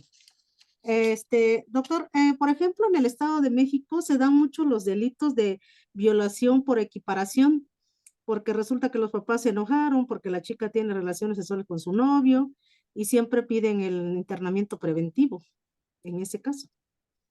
Por ejemplo, ahí una amiga le tocó llevar una y pues pues el chico sí trabajaba y todo, nada más que dio mal sus datos de su dirección, dio otra que no existía y pues no le concedieron una medida cautelar. Allí ella invocó el test de proporcionalidad, que fuera una menos lesiva, pero el juez no se la concedió porque dice que ese domicilio era inexistente.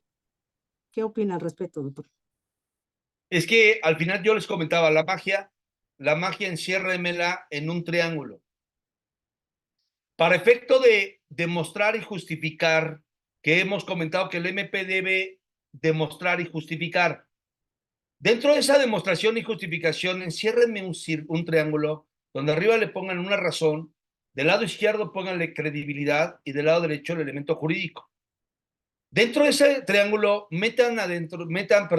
introduzcan en esa parte el acto procesal que se va a discutir.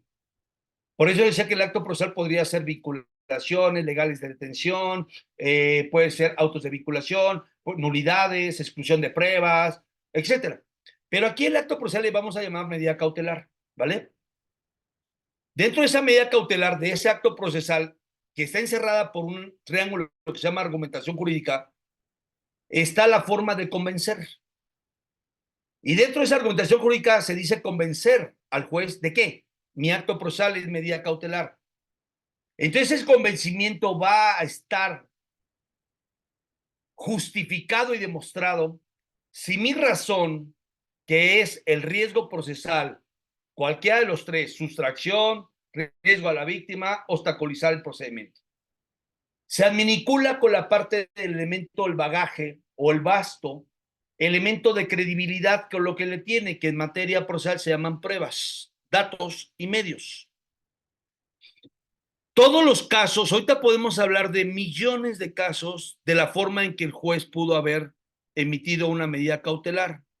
Y en muchos casos podemos hablar de muchas cosas. En tu caso puede ser que porque no dio el domicilio.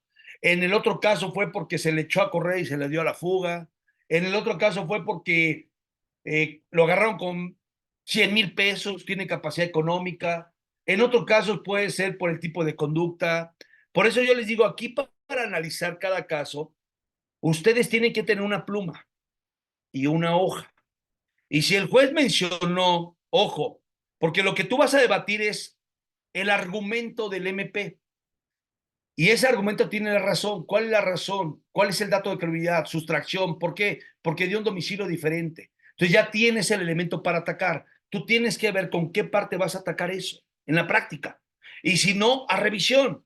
Porque las revisiones tienen como finalidad no volver a argumentar o atacar argumentos primigenios. Toda revisión empieza con los temas con los que el juez acreditó, tuvo por acreditado el riesgo y con qué dato lo justificó. Y entonces peleo ese dato para cambiar objetivamente o variarlo lo que sirvió para su imposición. Esto en la práctica tú tendrías que ver exactamente qué fue tu disco de cómo le impuso la medida cautelar el juez, ya no las partes, ¿eh? Ya en la revisión no vamos a pelear lo que dijo las partes. El juez impuso esta medida, ahora cambiaron. ¿Con qué? A lo mejor con un informe de evaluación que tiene un domicilio estable, con comprobantes de domicilio. Sí, o sea, diversidad. Podemos usar muchas cosas, pero la magia está en el caso concreto y la característica de la persona. Ahí por eso es muy importante que ustedes peleen bien las razones y la credibilidad, y que esa razón y credibilidad se asocie forzosamente con el elemento jurídico que justifica esa petición, ¿ok? Sí, tan claro, doctor. Muchas gracias. Muchas Doctor gracias por esa Fiscalía, nos atención. llegan varios usuarios y noticias criminales por parte de los hospitales. La mayoría de los que cometieron el delito tienen 10 u 11 años. Y los papás de las víctimas a fuerza quieren levantar denuncia. Pero nosotros tenemos la indicación que como son niños inimputables, ahí conoce el DIF. ¿O qué otra instancia puede conocer el tema? A ver si lo entiendo. Alejandra González. No sé si quieras tomar el uso de la palabra mejor, Alejandra. González. Ofelia, agradezco tu comentario. Medina. Estaba una chica que me hizo una pregunta de la fiscalía, ¿no? A ver si más o menos le entendía, Alejandra, que qué pasaría cuando quieren presentar una denuncia con personas que tienen entre 10 o 11 años y que cometieron el delito. Para empezar, ellos no cometen delitos. Recuerden que no podemos hablar de delitos. Ellos no cometen conductas tipificadas en el Código Penal. ¿Sale? Sí, esa es la gran diferencia que hace con los adultos. Dice, llegan varios usuarios y noticias que dan por parte de los hospitales y la mayoría de los que cometieron el delito tienen de 10 años. Y los papás de las víctimas a fuerza quieren levantar una denuncia. Bueno, es muy sencillo. Ustedes saben que el artículo 8 establece, bueno, el artículo 18 establece en qué caso los adolescentes van a ser materia de ellos. y todo lo que sea entre 12 años y menos de 18 años. Sin embargo, la presunción, hablaríamos de presunción. Ese es un tema interesante. ¿Qué es la presunción de la edad? El artículo, si no mal recuerdo, es el 8º, donde te habla de esa presunción. Interesante la presunción. Sí, el artículo 8º es muy sencillo. Si existen dudas de que una persona es adolescente, se le presumirá como tal y quedará sometida a esta ley. Ojo, sí se presume. Y ahí les voy a dar un tip muy bonito. Y después dice, cuando exista duda de que se trata de una persona mayor o menores de 12 años, se presumirá niña o niño. Si en este caso el hospital que llega a estos niños de 10, 11, se tiene la certeza que es un niño de 10 a 11, no es aplicable la ley de adolescentes ni el mismo trato para ellos. Primera. Segunda, si se tiene duda, es en beneficio de ellos. Si el niño dijo, tengo 10 años, se le cree que tiene exista prueba en contrario. Por lo tanto, no puede haber esas denuncias ante la materia de adolescentes, los MPs especializados, ¿sí? Y recuerden que todo lo que va por debajo de 12 años intervienen las asistencias sociales, ¿ve? ¿Cuáles? Las que ha creado el DIF y demás, que intervienen para este tipo, porque a ellos no se les pone sanciones. Ajá, ellos manejan otro tipo de circunstancias. Cuando un niño de 10 años agarró una pistola y mató a alguien, no puede ser sujeto adolescente. Sigue otro tipo, ¿verdad?, de tratamientos diversos por la edad que tiene. ¿Ok, Nicolás? Buen día, mi estimado maestro. En primer lugar, quiero presentarme, Nicolás Antonio Hernández, de Huejutla de Reyes, Estado de Hidalgo, nuevo incursionando en el mundo del derecho penal, y quiero hacer un reconocimiento por la ponencia que acaba de atender. Me parece muy magnífico. También mi reconocimiento al grupo de estudios Luna, al maestro Gabo, que está realizando un excelente trabajo. Y bueno, prácticamente sería mi intervención. Muchas gracias. Excelente fin de Muchas semana. gracias, Nicolás. Te agradezco mucho, al igual que a los demás que estoy leyendo, por las deferencias hacia su servidor y por las deferencias también a Grupo Estudio Luna que hacen a través de sus mensajes. Para mí son invaluables. Gracias por estar aquí, pero gracias, mi estimado Gabo, como siempre, por permitirme darme esta oportunidad de acercarme a la comunidad jurídica a través del Grupo de Estudio Luna, mi estimado Gabo. No, doctor, usted es el patrón aquí, usted indica cuándo y usted manda. Y no, y gracias al compañero, al gran amigo Nicolás, este grupo es suyo, usted indica cuándo. Muchas gracias, Gabo. Pues agradecerte y que eso sea extensivo dualmente, tanto para tu grupo de Estudio Luna como para toda la gente que vimos aquí. Mucha gente, alcanzo a ver caritas, Sami, veo a Sami también ahí, andaba por ahí Regina también, mi estimada Regi, varios, Carlos Morales, ahorita son muchos. En algunos no tengo el gusto de conocerlos, pero pues al igual que a Gabo, considéreme un amigo. Replico su tema muy interesante o su premisa que usa Gabo. Todos aprendemos de todos, pero la idea y el objetivo es construir una mejor comunidad jurídica, ¿no? Jackie también, si nos escucha Jackie, que indudablemente también, Jackie que es parte esencial junto con Gabo también para crecer estos grupos. Gina, Solecito ya estuvo Buenas por ahí tardes, también. maestro. Aquí ando. Muchísimas gracias. Jackie, Excelente ponencia, como siempre. Un saludo. Muchas gracias, Jackie. Como siempre, ya saben que gran aprecio por ustedes también, ¿eh? Igualmente, maestro. Gracias. Muchas gracias, doctor. Como siempre, excelente exposición, muy buenos puntos y muy entendible toda su plática. Un gusto conocerlo, maestro, también un gusto observarlo. Muchas gracias por el comentario y espero que haya sido de utilidad esta pequeña charla y que haya sido productiva también. Gabo, te mando un fuerte abrazo con mucho cariño y aprecio y seguimos en contacto, mi estimado amigo Gabo. No, doctor, muchísimas gracias y agradecidos por la oportunidad. La verdad es que yo llevo ya 2 décadas aprendiéndole y siempre disfruto cada plática. Para mí va a ser un honor. Espero coincidir pronto, doctor. Gracias, mi Gabo. Saludos, Elías. También por ahí lo veo, Elías Servín. Ajá. Pues disfruten su fin de semana y disfruten sobre todo también a la familia. Que tengan una excelente tarde. Fuerte abrazo, mi estimado Gabo, a todos. Gracias, saludos. doctor. Gracias a todos. Buenas Gracias, tardes. doctor. Gracias, hasta luego. Gracias a todos, buen fin de semana. Gracias, doctor. Hasta luego. Fin de semana. Gracias, buenas tardes. Muchas gracias. Hasta luego. Muchas gracias, profesor. Gracias, estimado doctor. Fuerte abrazo desde Monterrey. Que tengan buen día. Hasta Gracias, luego. Gracias, doctor. Dios lo bendiga. Excelente tarde. Gracias, saludos. Saludos desde España y felicidades. Gracias. Saludos, fuerte abrazo hasta España. Gracias, doctor, por la exponencia. Saludos. Gracias, Gabriel. Buenas Gabriel tardes, una Flores, pregunta. ¿Y Antonio cómo A. nos pudiéramos integrar al grupo Luna? Si se puede Ahí saber. les da, Perdón. ahí Gina o Gabriel les da las indicaciones para integrarse a este hermoso grupo. Felicidades, maestro. Gracias. A ti, Angélica. Buena ponencia. Felicidades. Sí, que manden sus contactos con el doctor Gabriel para que los puedan incorporar a los grupos y con mucho gusto. Muchas gracias. Sí, muy buenas tardes, que estén muy bien todos. Gracias, doctor. Gracias a ti, Gina. Gracias por el apoyo. No, ya sabes que sí, se le quiere mucho. Muchísimas gracias por el aprendizaje. Y seguimos Completamente. esperándolo aquí en su casa para otras Completamente prácticas. recíproco y me siento en casa con ese calor humano que emana del grupo de Estudio Luna. Claro que sí, es un privilegio y un honor siempre tenerlo. Un abrazo y Gracias, besos. bye. Bye. Igualmente.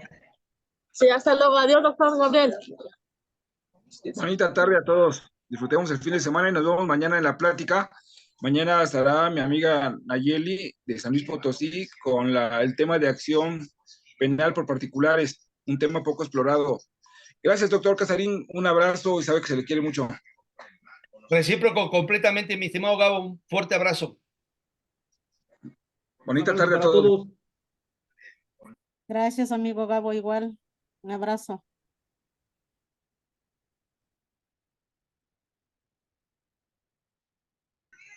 Gracias, amiga divina, Solecito, Marcito, Francisco, Memo, Julio y todos. Abrazo. Un fuerte abrazo, doctor. Gracias, Gracias, doctor. maestro, Igual. por compartir esos buenos